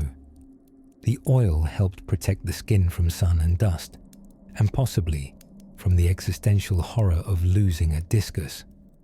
Once thoroughly basted like a well-seasoned souvlaki, the athletes would begin their training, sprinting, jumping, grappling, and occasionally tossing insults that required subtitles.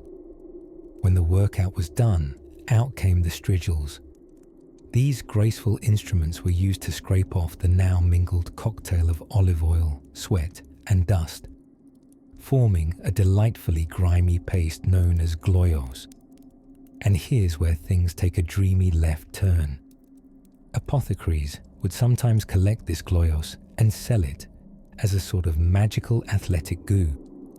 Yes, people paid money for retired sweat oil. Allegedly, it cured everything from joint pain to poor self-esteem. Modern historians remain unconvinced, but they weren't there, lying half naked under the Attic sun, convinced they'd absorbed the strength of 10 wrestlers and a particularly limber goat. The gymnasium was not merely for flexing and flinging oneself into ditches. It was a scholarly and philosophical space too. After all, Plato means broad-shouldered, and he wasn't named after his philosophical insights at birth. Many renowned thinkers used the gymnasium not only to tone their glutes, but also to bend minds. Between wrestling matches, you might overhear a spirited debate on justice, beauty, or whether Achilles could beat Heracles in arm wrestling. To this day, a fiercely contested hypothetical. Contrary to what one might assume, ancient Greek athletics were not exclusive bro-fests. Though the Olympic Games were usually a male-only arena, aside from the chariot races, in which women could compete by owning the horses, there were local festivals such as the Heraean Games, where women raced in short tunics, dedicated to the goddess Hera. It was a rare moment of athletic visibility in a world otherwise dominated by very shiny men.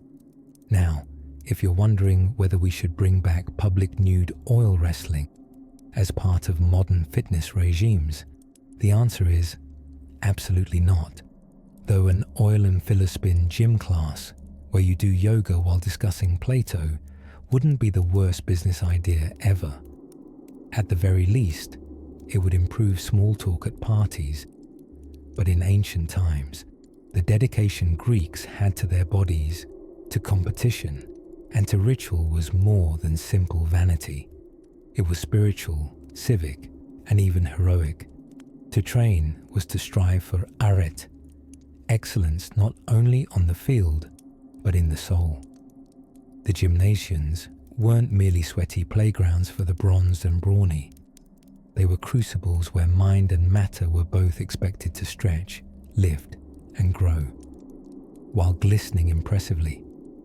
So next time you watch the Olympics and marvel at those incredible athletes, spare a thought for the olive oil artisans of ancient Greece.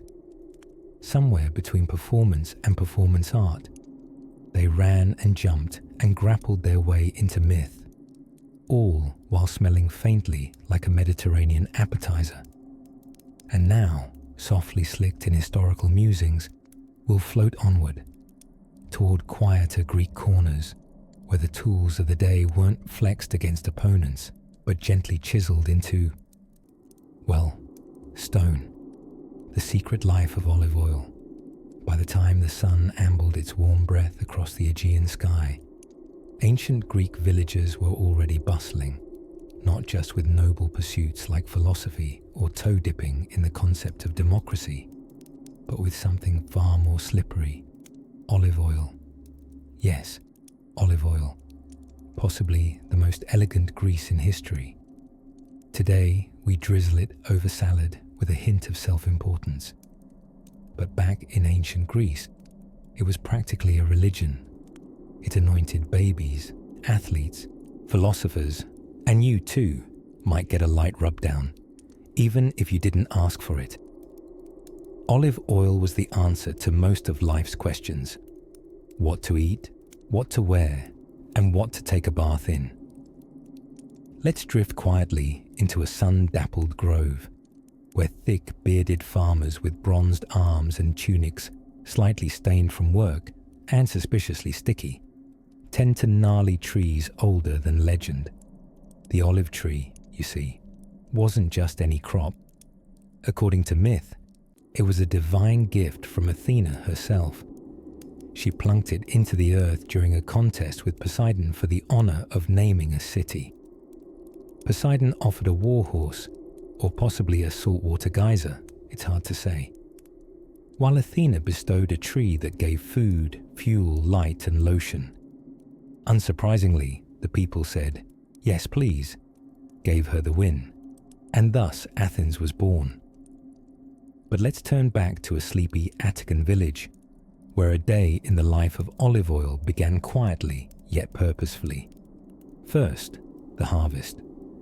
This did not involve large machines or anything with a motor, unless you count enthusiastic children climbing branches and shaking them like hyperactive satyrs. Families gathered with woven baskets, cloth tunics fluttering in the breeze. They worked in silence or in song, slowly easing dark green and black fruits from their knotted branches, careful not to bruise them. A bruised olive, after all, would taste about as polite as a Spartan insult. Once gathered, the olives were sorted, soaked, and eventually crushed using stone presses. Now, these presses weren't small. They resembled massive mortars and pestles that could crush not just olives, but possibly a small misunderstanding between neighbors. At the heart of the process stood a beam, turned by mules or men, slowly grinding the olives down until they wept their golden tears into clay jars. The first oil to trickle out was considered the finest. Some would say cold-pressed. Ancient Greeks might say blessed by Apollo, but strange as it may sound, most of this prized golden liquid wasn't used as food. No, not when there were wrestlers to oil.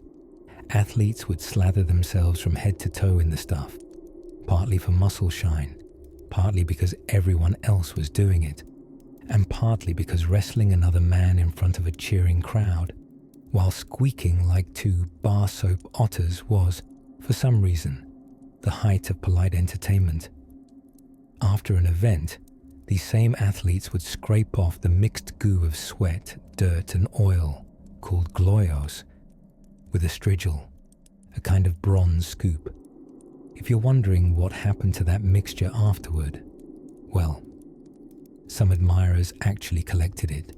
Yes, collected. For reasons that do not encourage further questioning, gloios was considered medicinal and marketable. Imagine buying a small jar of Euphronios elbow essence. Just another day in the agora. Beyond sports and mystery ointments, olive oil kept the world aglow at night. Ancient Greek homes didn't shimmer with chandeliers, but with terracotta lamps fueled by this magical oil. Its soft light flickered across painted walls and sleeping dogs, allowing philosophers to scribble, poets to muse, and house cats to stare into the middle distance with romantic disdain. But perhaps the best side of olive oil was its role in hospitality. Homer spoke of olive oil as if it were the marrow of Greek civilization. Guests were welcomed with bread soaked in it. Bathhouses offered it for anointing. Shrines stored it as offerings to the gods. If you visited someone's home for dinner, odds were high you'd leave with a stomach full of lentils, a polite argument about Plato, and eyebrows slightly glossier than when you arrived. In many ways, olive oil was the silent heartbeat of daily life. It didn't shout, it didn't sing, it simply shimmered, quietly present on every table, every shoulder, every lamp, an understated hero in the story of civilization.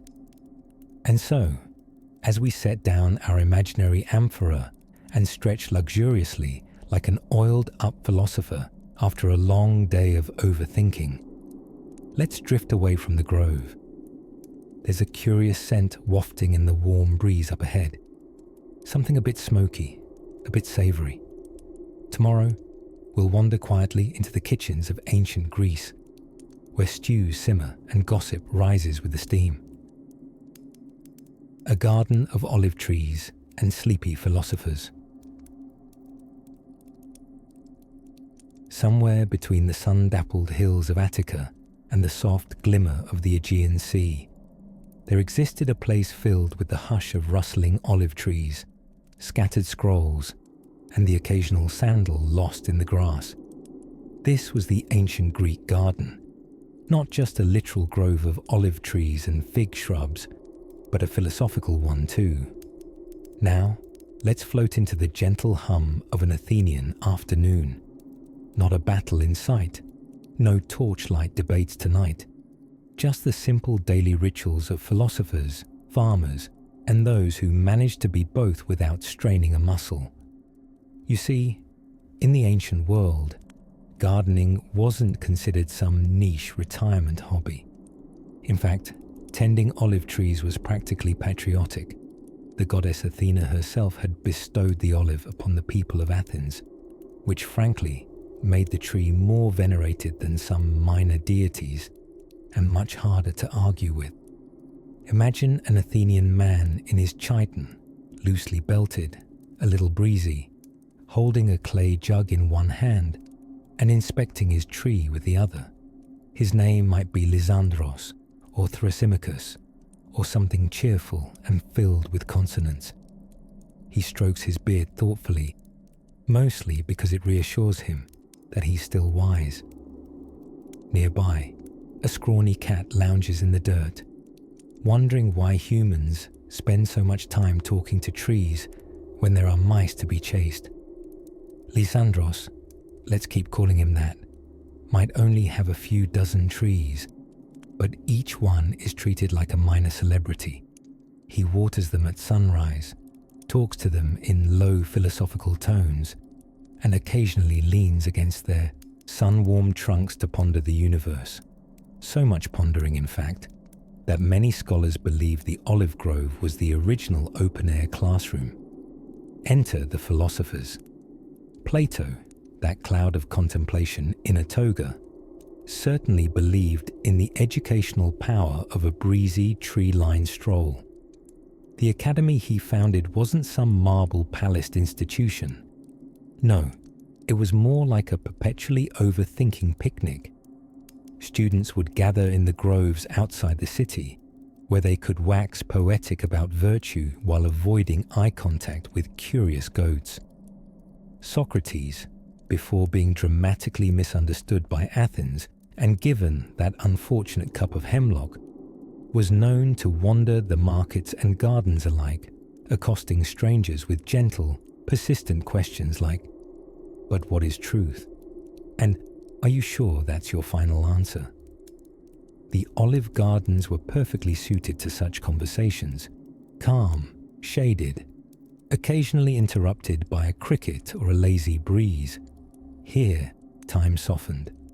The sun bloomed overhead like a generous idea, and even the bees buzzed like drowsy, agreeable critics. It's easy to imagine a student nodding along to metaphysical musings while secretly leaning against a tree, halfway asleep.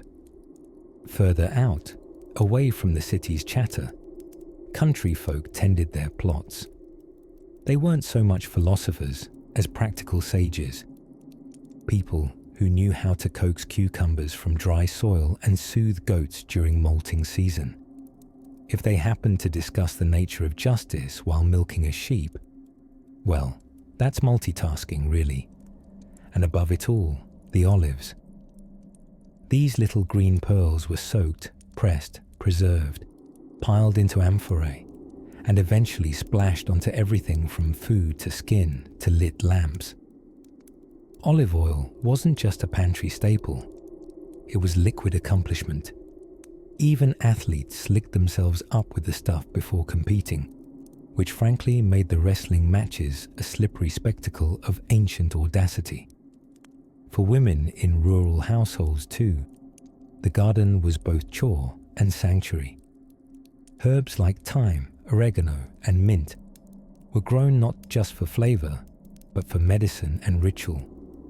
Offerings to household gods were often woven from fresh sprigs, wrapped in soft cloth, and set beside clay figurines, who, one suspects, were sorely underwhelmed by such consistent floral gifts. At dusk, the gardens returned to silence, touched by the faint rustle of laurel leaves and yawns of weary bees. Oil lamps flickered into life, filling courtyards with golden puddles of light. Songs of shepherds drifted from the hills, and somewhere a philosopher finally reached a brilliant conclusion, only to forget it by the time he returned to his door. But that, perhaps, is what these gardens were really for. Not the growing of olives or the pursuit of booming revelations, but the gentle permission to pause. And as the stars rise over Attica and the sleepy olive trees whisper to one another, we'll tiptoe into another quiet corner of Athenian life, where music begins and poets try to tune their dusty lyres. The philosopher's sandals and the art of walking nowhere. In the honey-coloured afternoon haze of Athens, when cicadas chorus like tiny, malfunctioning gears in a very dusty clock, one of the most frequent sights, aside from bearded men arguing near columns, was a philosopher walking in circles. Slowly, sometimes so slowly, one wondered if the gods had paused time just to finish their ambrosia. You see, to the ancient Greeks, walking wasn't just how you got from your farmhouse to the olive press without being trampled by goats. It was, in many cases, a full-blown intellectual ritual. Think of it as a gym workout, but for the neurons. These peripatetic thinkers, particularly those following Aristotle's habit, didn't sit to think, they ambled, a kind of thoughtful waddling, their place of choice, the Lyceum. Imagine a charming outdoor campus with porticos, shaded by fig trees, buzzing with gnats, questionable sandals, and the soft grumble of men with too many theories and not enough tunics. Aristotle, famously fond of pacing while speaking, turned the act of walking into a pedagogical strategy. If your sandals squeaked in just the right rhythm, it was said to aid retention. Probably untrue. Definitely charming. Socrates too enjoyed a stroll, though he preferred interrogating strangers until they politely regretted eye contact. He didn't charge tuition or write things down. He simply walked, talked, and annoyed Athenians into existential crises. A kind of ancient street philosopher, or perhaps the earliest form of unsolicited podcast. Now, attire was key during these walks. Most philosophers wore the himation with a flair that can only be described as "I woke up like this" in 400 BCE. Bleached wool, a bit itchy, always one shoulder exposed because modesty wasn't invented yet. And the sandals, well, footwear in ancient Athens was less about arch support and more about letting your feet air out while pontificating about the cosmos. Though walking was ideal, many philosophers also stood, for hours. Apparently, when pondering metaphysics and the nature of virtue, chairs were optional, painfully optional. This led to the staple Greek philosopher posture, one hand stroking the beard, the other vaguely gesturing, and the eyes fixed on nothing in particular, somewhere between the tip of their own nose and the constellation Pegasus. What were they thinking about, these thoughtful wanderers? Well, that depended. One might be absorbed in contemplating the nature of justice, or whether the wind was made of invisible whiskers. Another could be reconsidering the geometry of triangles, trying to reconcile Pythagoras with his unfortunate obsession with beans. And yes, Pythagoras forbade beans. Not for dietary reasons, mind you. He believed they housed souls. Let's not unpack that too quickly. Meanwhile, Epicurus took a different route altogether. He set up his school in a garden and encouraged walking among the fruit trees. He believed pleasure was the key to happiness, but his definition of pleasure resembled a quiet picnic with figs and gentle conversation. Not quite a toga party, unless your idea of wild revelry includes reading poetry aloud while chewing olives thoughtfully. Stoics, on the other hand, preferred walking while pretending not to care about anything. If one stubbed their toe on a paving stone, for instance, a true Stoic would simply mutter "fate" and continue as if their sandal hadn't betrayed them.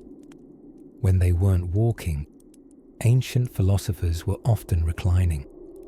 Yes, even the thinkers had their horizontal hours, but walking remained a noble, if sometimes aimless, pastime.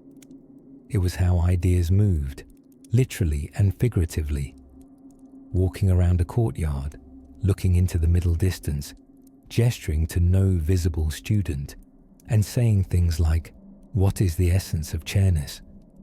This was the embodiment of Athenian mental fitness. And lest you think this was only a pastime of men, Aspasia of Miletus, companion to Pericles, intellectual peer of Socrates, was said to host salons where discussion meandered like a gentle spring, not unlike the scholars themselves. In the twilight of the day, as the sun slipped behind Mount Hymettus and the scent of thyme floated lazily through the agora, the philosophers gathered their togas, tugged their sandals, and slowly walked nowhere in particular, thinking about everything, talking about most of it, and agreeing on almost nothing. As daylight dims and sandal prints fade into Athenian dust, picture a slow shuffling dialogue drifting across temple ruins like a breeze made of questions. And speaking of breezes, next we drift into something a touch more domestic, within the soft hum of the ancient Greek kitchen, where pots clink and herbs whisper secrets to the stew. The olive tree and other holy relics of lunch.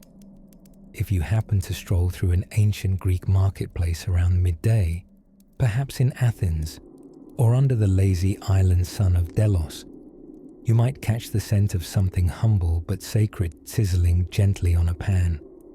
Olive oil. It was the golden goo that kept everyone glistening, from philosophers to fishmongers.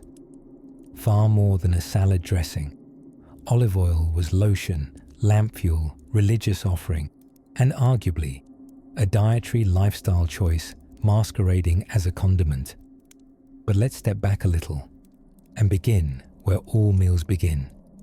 The peckish rumble of someone's stomach convincing them it's time to wind down their intellectual pursuits and forage through their own kitchen courtyard for something to chew. In the world of ancient Greece, lunch was not exactly a grand production. They had bigger rituals to fry later, like the full-blown banquet, symposia, and the spontaneous philosophical debate that could break out because someone mispronounced Plato's. But for daytime dining, the Greeks were admirably relaxed. It wasn't called lunch per se, but ariston, literally the best, because modest confidence was practically a seasoning for them. A typical Greek's lunch might feature crusty barley bread dipped in, yes, olive oil, topped with whatever the goat hadn't eaten, and finished with a cube of salty feta cheese. The cheese, to their credit, was not yet marketed in whimsical shapes resembling cartoon animals, but rather sat in heavy, satisfying slabs that might survive a mild cart accident. Fruit was popular too. Figs, grapes, or whatever could be yanked from a tree without divine punishment. These were prized not just for their sweetness, but for the convenience of not requiring any cooking. The average Athenian home didn't come with an air fryer, or any fryer. Cooking was often done outdoors, either over an open flame, or by glancing at the sun until the food warmed from mutual discomfort. Meat was less common at lunch, unless you were particularly well connected, or had just returned from a minor sacrifice. The gods, after all, rarely kept the edible parts. After an offering, the divine diners got the smoke and bone, while humans got what you might call a deific doggy bag. Thus, a grilled bit of lamb or sausage might sneak into lunch like a sacred souvenir. But more often, protein came in the form of legumes, lentils and beans whispering quietly in ceramic pots, promising nutrition and a little gas. Some wealthier homes might enjoy pies filled with olives, leeks, or herbs so fresh they still remembered the hill they grew on. These were rustic affairs, doughy and imprecise, like an early prototype of lunch converted by a Pinterest board centuries later. And yet, as simple as the food may have been, the Greeks elevated eating into an act of rhythm and order. To eat too much at midday, barbaric. To eat too little, support group material. The right lunch balanced mind and belly, just enough to keep one pleasantly awake but not so full that one neglected afternoon philosophy or napping, both held in equally high esteem. Lunch was often taken in the shade, where breezes could meander like distracted poetry students. Stools were pulled out from under fig trees, bread was broken with dry jokes, and olives were often shared by chucking them across the room with alarming accuracy. No one recorded an official rule about throwing olives, but unofficially, it happened. They were the popcorn of the agora, and always oil dripped from everything. It gleamed on plates, clung to fingers, and settled into tunics, giving citizens a warm, slightly slippery glow, like philosophical candles. If you were particularly philosophical and literal-minded, you might say, "We are not so different from olives," mid-bite, and your friends would sigh and say, "Yes, Socrates, we heard you the first 6 times." It was in these quiet moments, chewing crusts, passing cheese, occasionally fending off a cat thief, that Greek ideas about moderation, balance, and pleasure took root.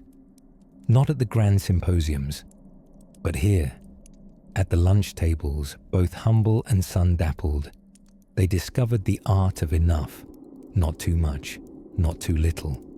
Just enough figs to get to dinner without accidentally starting a play about Dionysus. Even now, as you lie there, drifting somewhere between olive-scented dreams and barley-laced sleep, perhaps you can feel the simplicity of that midday pause, the satisfaction of lemon on lentils, the hum of bees between bites, or the quiet philosophical revolution of eating without hurry. Next, we drift into afternoon, where minds may nap but feet remain suspiciously active. The secret social lives of Greek ovens. By now, you've probably imagined ancient Greece as a mosaic of philosophers gently squinting into the sun, wrestling champions polishing olive oil onto their pecs, and toga-clad citizens debating whether pine nuts belong in salad. And while all of that certainly happened, there was a quieter, warmer hub, literally and socially, that gets overlooked in the pages of history. I'm talking, of course, about the Greek oven. Now, lest you think ancient Greek ovens were just dusty fire pits with culinary potential, let me redirect your attention to the Hestiatorion, the home's kitchen, sure, but also the beating heart of domestic life, and not-so-secret headquarters for chatter, coziness, and sometimes scandalous stews. You see, the hearth wasn't just the place you grilled your lamb or toasted your barley cakes. It was sacred. No, really. Sacred in a religious sense. Every home had a hearth dedicated to Hestia, goddess of the hearth and snuggly domesticity. Before meals, a little offering. After meals, another sprinkle. If you were a particularly grateful sort, you might even toss a few fresh herbs into the flames just because they smelled divine and made your kitchen smell less like goat. Now let's tilt our imaginative lens inside a typical Athenian home during, say, the 5th century BCE. In the early hours, long before Socrates starts annoying people in the marketplace with questions, the household stirs. A woman, likely the matron or her trusted servant, begins the day by coaxing embers to life. No matches, no gas stove, just flint, steel, and patience. And hopefully, a leftover coal from yesterday, still warm and loyal. The Greek oven, or more often, the clay hearth known as an eshera, isn't grand. It's modest, squat, and tucked into the kitchen's quiet corner like an old cat who knows the best spot to nap. But oh, what it creates. Bread, for starters. Flat loaves with a chewy crunch and a deeply satisfying aroma. Think of it as the ancient version of sourdough, minus the smug online posts. The kitchen crowd thickens soon enough. Neighbours drop by, ostensibly to borrow a bit of olive oil or a cup of lentils, but really to exchange news. Who's been seen at the gymnasium too many times, who's had a little too much wine at the symposium, and whose son was caught reciting Sappho in a suspiciously dreamy voice. It is through these humble hearths that so much ordinary existence unfolds. Ordinary, and yet, quietly extraordinary.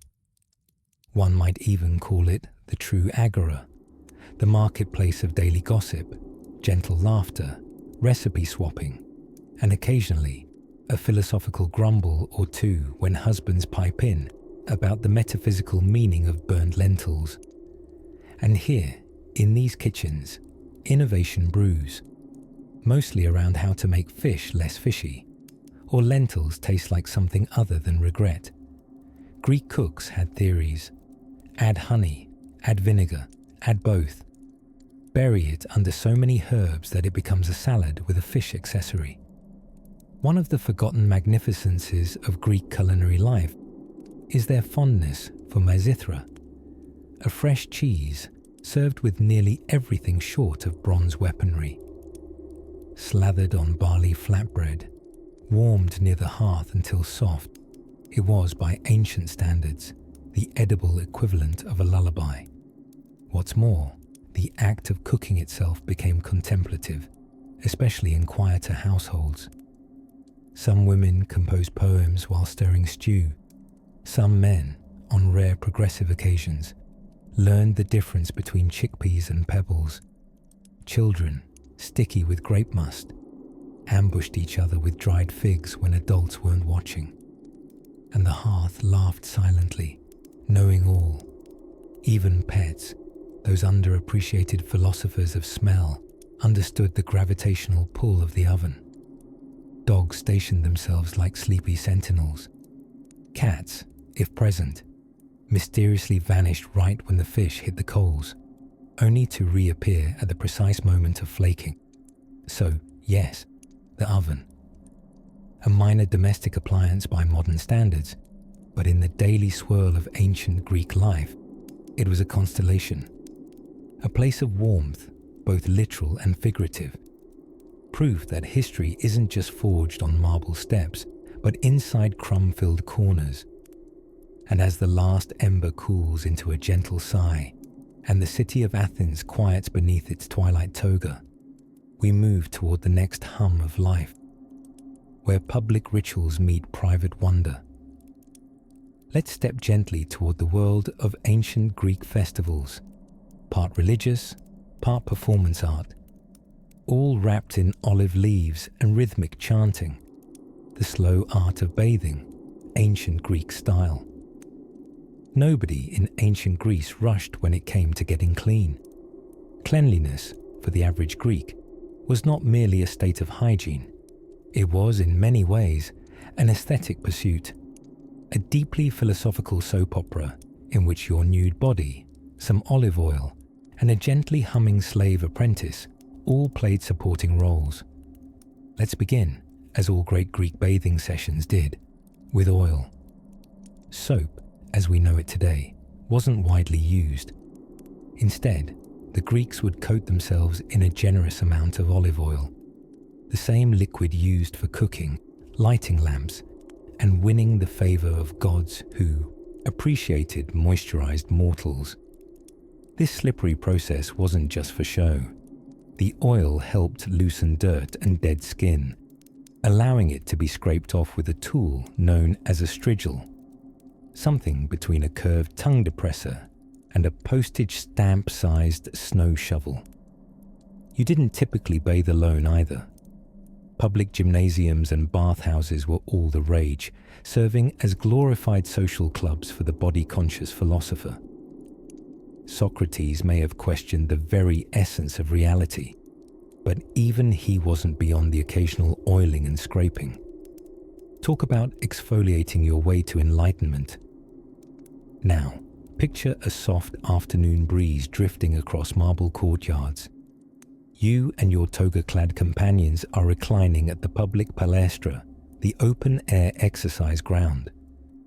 After a light jog and perhaps a quick javelin toss, activities performed almost exclusively nude, because Greek culture had a very explicit notion of dress codes.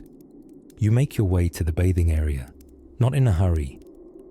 There were few things less cool in ancient Athens than looking like you were rushing your oil application.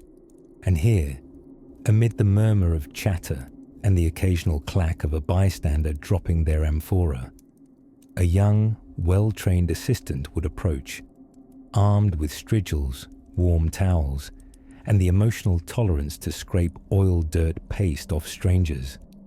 Being a strigil bearer required great patience.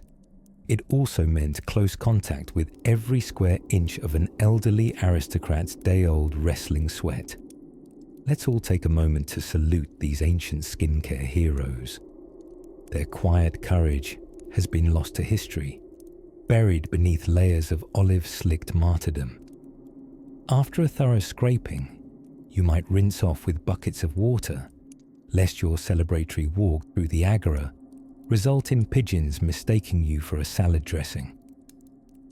The water was often cold, which was said to invigorate the soul, although it likely just made people scream internally and pretend they liked it. The same way modern folks do after plunging into icy river spas. For the wealthy, bathing at home offered more privacy, but less gossip. A well-off Greek might have ceramic tubs filled by servants, and if you were especially fancy, you'd have perfumed oils imported from Egypt or the beautifully aromatic coasts of Syria. Who needs sunscreen when you can douse yourself in aromatic myrrh and optimism? Of course, bathing wasn't only about cleanliness.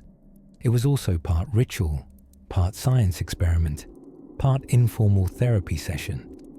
Ancient doctors often prescribed specific bath recipes, some including crushed herbs, odd stones, or the occasional mysterious sea creature. Did the sea urchin oil cure gout? Probably not, but at least it gave you something to talk about while waiting for your armpits to dry in the sun. Even the gods got involved. Temples often had their own sacred baths, and cleansing oneself before prayer was considered essential. No one wanted to offend Zeus by showing up to temples smelling like yesterday's hoplite boots. Cleanliness was not just about status. It was respect, divinity, and perhaps a gentle belief that a fresh-smelling human stood a better chance at divine favor. So bathing in ancient Greece wasn't so much a chore as it was a ritual performance art, a time to reflect, to gossip, to breathe. It was the spa day of the ancient world, where scrubbing your feet was as close as you'd get to a moment of transcendental clarity in a world without Wi-Fi. Now, as we slip away from the gentle splash of warm water and the faint aroma of thyme-infused oil, let's dry off our minds and drape them in a warm, soft tunic of calm. There's still much to explore on the winding, slow-moving path of a Greek day. Next, when your eyes are rested and your curiosity sparkles like the Aegean coastline, we'll whisper our way into another timeless ritual of Hellenic life, the subtle art of loafing. Or as the Greeks called it, thinking deeply, the mysterious art of Greek napping. Some civilizations built giant pyramids. Others dabbled in charting the stars or reinventing bronze every other decade. But the ancient Greeks, among their many esteemed pastimes, bringing democracy into the world, naming constellations after tragic myths, and arguing, there was one golden, almost sacred practice they valued just as much. The midday nap. Yes, the Greek siesta, though they didn't call it that, was an elegant pause in the sunlit pageant of daily life. And truly, could there be anything more Athenian than stopping all activities at precisely the moment you were supposed to do them? This wasn't laziness. Oh no, this was philosophical rest.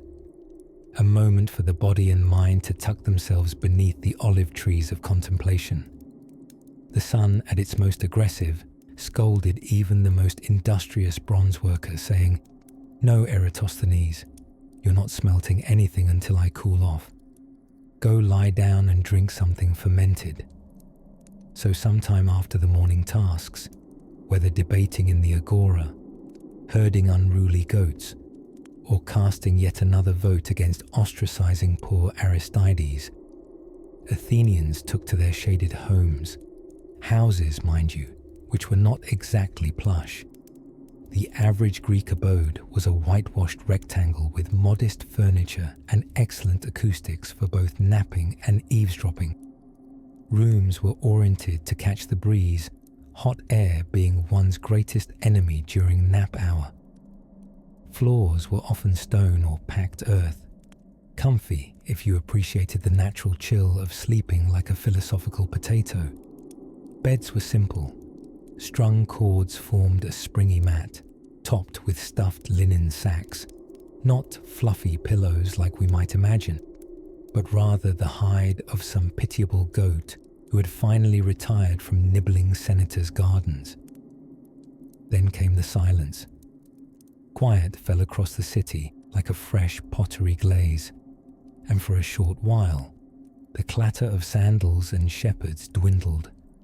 Even the unruliest, children would pause their games of let's reenact an epic siege using every amphora in the yard, and flop onto cool floors, faces nestled into tunics. There's little surviving literature on the dreams of Greek citizens, mostly because they wrote them down using wax tablets that melted in the sun. But it's safe to speculate. They dreamt of oversized olives, dramatic gods dropping by uninvited, and winning arguments against Socrates just once. And not everyone napped virtuously. Some took the opportunity to sneak across the street and borrow a neighbor's jug of prized wine. People are people, after all, and a lightly inebriated half-nap was, according to some long-lost scroll, deemed a reasonable philosophical experiment. For the upper classes, napping became more of an indoor sport. A symposium, for instance, might blur the lines between lunch, lecture, and light snoring. Picture a room of half-reclining men, fig sticky hands gesturing at the ceiling while Plato quietly tests whether anyone is still awake by chaining together a syllogism about pomegranates and justice. Workers, though, they truly deserved the nap. After spending dawn hauling amphorae, weaving baskets, fixing crumbling statues' alabaster noses, or baking endless loaves in clay ovens, hotter than Hades after a bad performance review, they'd return home to collapse beside their unfinished lunch, bread still warm, cheese abandoned mid-bite. Truly the nap of champions. And the philosophers, well, some claimed that sleep was an inferior state of the soul. Others, Epicurus, believed sleep was not only crucial, but ideally taken with a mild cheese snack and a friend who didn't talk too much. Nap culture wasn't merely a goofy tradition, but a response to the Mediterranean's fiery summer rhythm, a practical consequence of architecture, climate, and frankly, the overwhelming will of the sun god. There is wisdom, after all, in knowing exactly when to stop. As twilight approached, the city would stir again. Echoes of sandals would clatter down shaded alleys, and the smell of lentils, lamb, and sometimes experimental fish sauces would rise gently into the cooling air. Everything was on again. Debates, dances, dust. But for those precious midday hours, the ancient Greeks embraced the art of gentle nothingness. And in a place where drama suffused everything else, wars, epics, dinner parties, it's remarkable how quietly they surrendered to sleep. Now, if you're feeling drowsy yourself, you're in good company. Just imagine laying back on a woven mat, an open scroll balanced on your chest, and a clay cup of watered-down wine warming in your hand as the cicadas sing a lullaby older than time. And as we gently draw the curtains on one sleepy city of marble and myth, we'll soon turn toward a less restful corner of Greek life, where the marketplace buzzes, the coins jingle, and sellers shout about oysters in a voice that could probably wake Zeus himself. The quiet ceremony of olive oil and shadows when the sun began to bleed gold across the Aegean sky. The ancient Greeks did something comforting, almost sacred. They slowed down.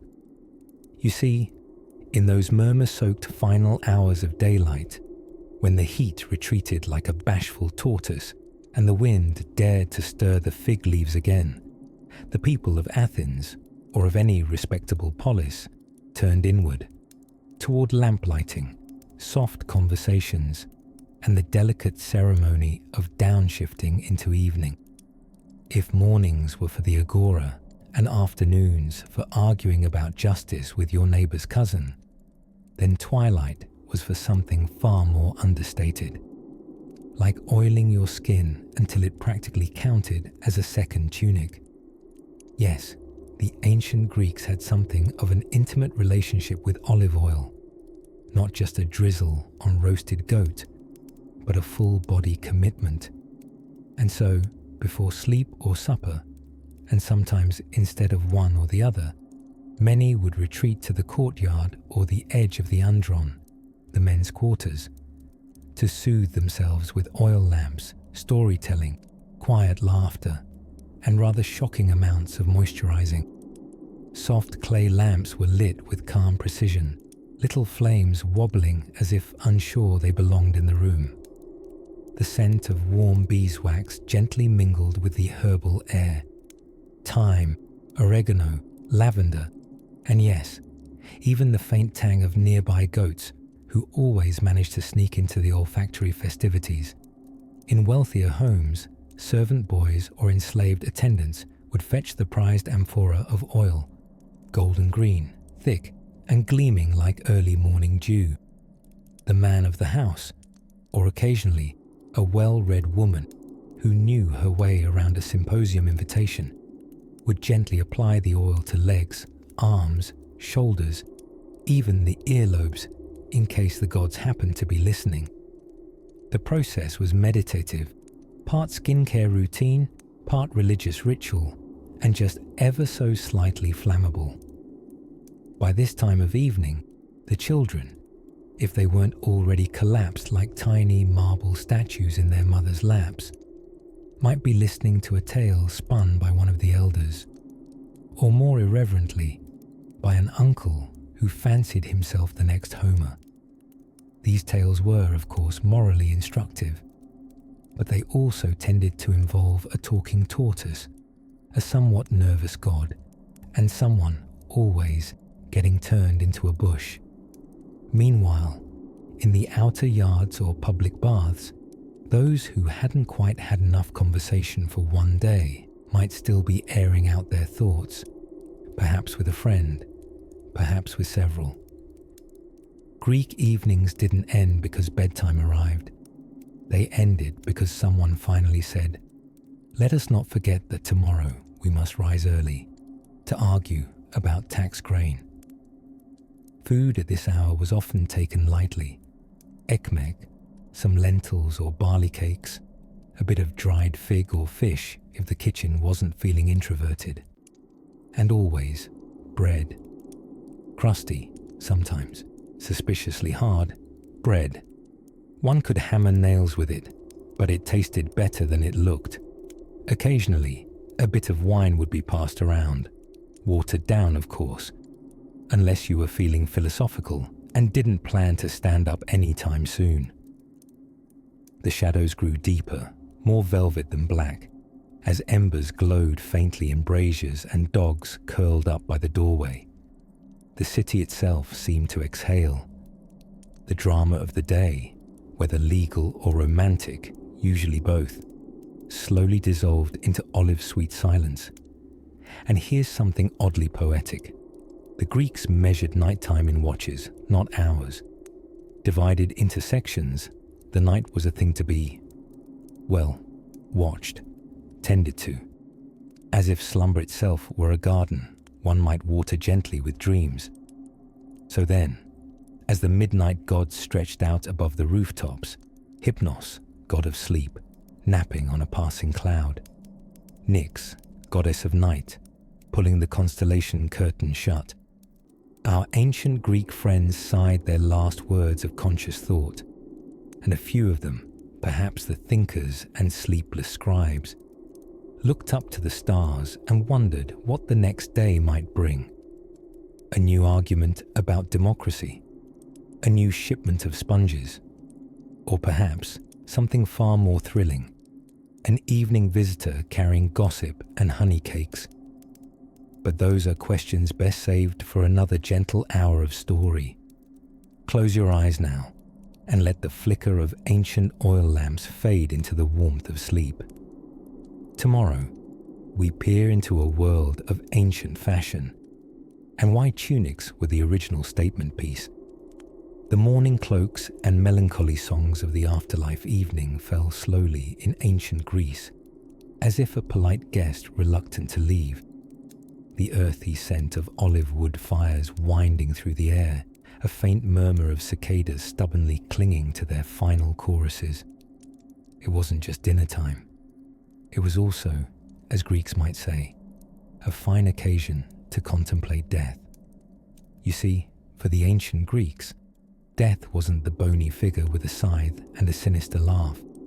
No, it was a little more conceptual and dramatically underfunded. There were expectations involved, tombs to build, urns to fill, songs to be sung, and drama to be dutifully enacted by grieving relatives who may or may not have had acting experience. And while your average ancient Athenian may not have had a detailed Pinterest board for their eternal resting place, they did have a specific sequence of death rituals that could rival any terribly organized modern wedding. These began with the Paar's prothesis, which sounds like modern dentistry, but was really the laying out of the body part. The deceased would be washed, oiled, and dressed. No sweatpants allowed in the underworld. And then surrounded by mourners, most of whom were women sobbing like they were auditioning for a tragic chorus in Euripides. These ladies wailed professionally, literally. Some hired mourners were paid for their sob controls, their vocal crescendos, and their ability to whip hair into knots of sorrow.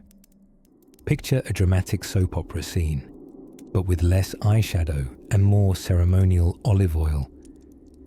Then came the hagiphora, the funeral procession, often conducted just before sunrise. This wasn't just a polite trip to the burial site. It was designed for maximum theatrical effect.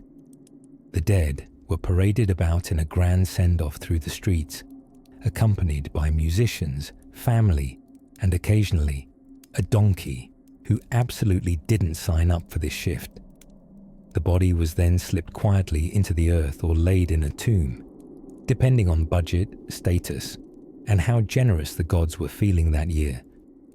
And once the body had been sufficiently introduced to its eternal address, the Greeks turned to remembrances that continued well into the calendar year. Perideipnon. The funerary feast was not your standard awkward family dinner. It was a chance for the community to gather around roasted meats and black-figured pottery, reflect on the fickleness of fate, and make subtly passive-aggressive comments about the deceased's estate. But don't be fooled into thinking ancient Greeks were entirely bleak about death. Melancholy? Yes. Obsessed? Occasionally. But they also had Elysium to look forward to, a sort of divine country club for the good and virtuous, where heroes like Achilles presumably lounged dramatically under immortal oaks. The alternative, of course, was the Asphodel Meadows, a rather uninspired grey wasteland like a DMV waiting room designed by a minimalist poet. And then there was Hades, not the cackling villain with fabulous hair from Disney, but a solemn god ruling a silent realm. He didn't want to be bothered, which is exactly why libations were quietly poured into the ground, prayers mumbled, and absolutely no one knocked. To comfort the idea-weary souls left among the living, the Greeks held annual festivals for the dead. The Benanthesteria, for instance, was a springtime festival that began as a wine celebration and ended up as a casual meet and greet with ghosts. They believed the dead wandered for a few liminal days, so doors were marked with pitch and garlands, and children were instructed not to answer the spectral doorbell. The dreamy poetry of Homer and Hesiod told them that souls were like wisps, feather-light, floating through shadows, no longer bound by pain or obligation, but still lingering, still hungry for remembrance. A soul without a tombstone or tale might drift, unknown and unmoored. So storytellers kept their names alive, sculptors carved their marble visages, and vases bore scenes of noble demises and oddly flexible warriors. Some Greeks, usually philosophers with too much time and not enough beaches, even imagined reincarnation. Plato told stories of souls choosing new lives between gulps of Lethe's forgetful waters. One soul might pick the life of a brave general. Another, somewhat confusingly, might opt to return as a swan. The real question, of course, is whether the swan got better seating at the Anthesteria after-parties. Yes, for all their temples, debates, and roasted goat delicacies, the Greeks knew the value of a well-timed sigh and a commemorative wreath. They looked into the mysterious fog of death and responded not just with fear, but with rituals, poetry, community, and a deeply suspicious attitude toward unmarked graves. Now, rest easy, traveller. The shadows have stretched long across the hills of Attica, and our day with the ancients draws toward its gentle close. But before we tiptoe into silence, there's just one final story waiting to be whispered, a twilight tale best told beneath the stars. The moon over the agora. The white marble of the Athenian agora glowed softly under the silver hush of the moon. Most of the market stalls were long since abandoned for the night, but their shadows remained, spindly silhouettes of woven baskets, wooden carts, and forgotten amphorae tipped on their sides like sleepy turtles. Somewhere in the distance, a dog barked once, then, evidently satisfied with its own philosophy, promptly fell silent. Athens at night was a different city. In the warm daylight, it hummed with commerce and curses and the squeaky wheels of olive oil vendors dragging wooden carts across sun-baked stones. But by moonlight, it transformed into something else entirely. A kind of museum that had forgotten to close, where statues whispered and the wind carried the dreams of democrats and dramatists alike.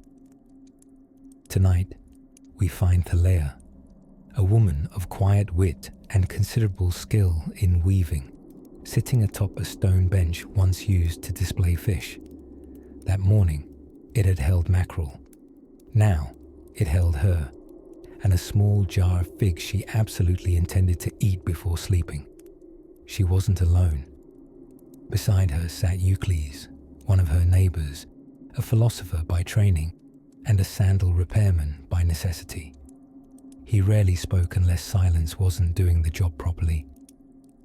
"You ever notice," Thaleia said between figs, "how Socrates never paid for wine, but always had a cup in his hand anyway?" Euclides nodded ponderously. It was his great philosophical contribution, the redistribution of wine. They laughed softly, as only people who have very little but are still amused by much can do. Nearby, a pair of cats performed a choreographed duel over a piece of bread dropped hours earlier by a forgetful herb merchant. One cat faked left, but lunged right. The other retaliated with a dramatic side flop and an indignant yowl, as though to say, "You may have the bread, but I have the moral high ground." Thaleia watched the feline drama with interest. "You know," she whispered, "the gods might be cats. It would explain a lot." Which one would be which? Apollo, definitely the white one. Aloof, beautiful, and utterly unimpressed by all human attempts to play the lyre. And so they spoke, beneath a sky filled with stars that had no idea they were being assigned to deities with jealousy issues and bad tempers. The air smelled of time and well-earned fatigue. From high atop the Acropolis, the Parthenon loomed with that regal sort of serenity only buildings and grandparents possess.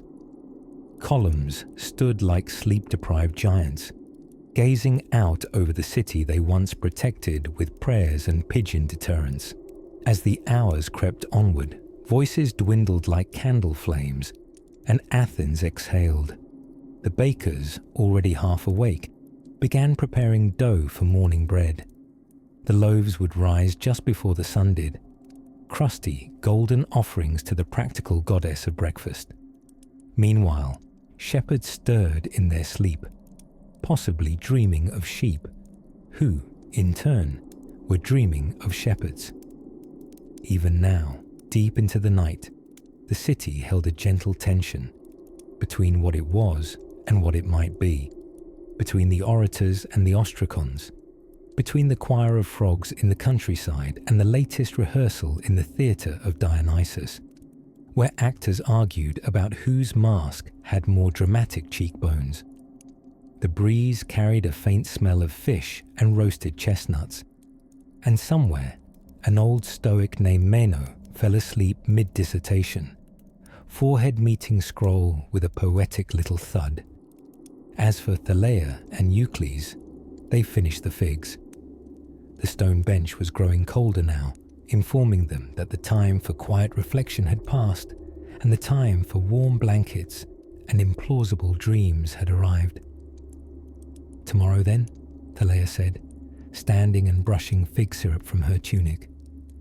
"We'll debate whether fig seeds represent the duality of man," Eucles replied without irony.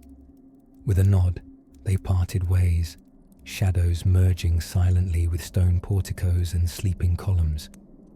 The moon hovered above the agora like a curious eye, watching over a city too ancient to be awake and too wise to be fully asleep. Eventually, even that eye blinked, dimmed by the first hints of pale dawn behind Mount Hymettus. And just like that, Athens slipped gently into a new day, wrapped in linen, ideas, and the quiet comfort of dreams barely remembered. Sleep well, dear wanderer. The past will still be here when you wake.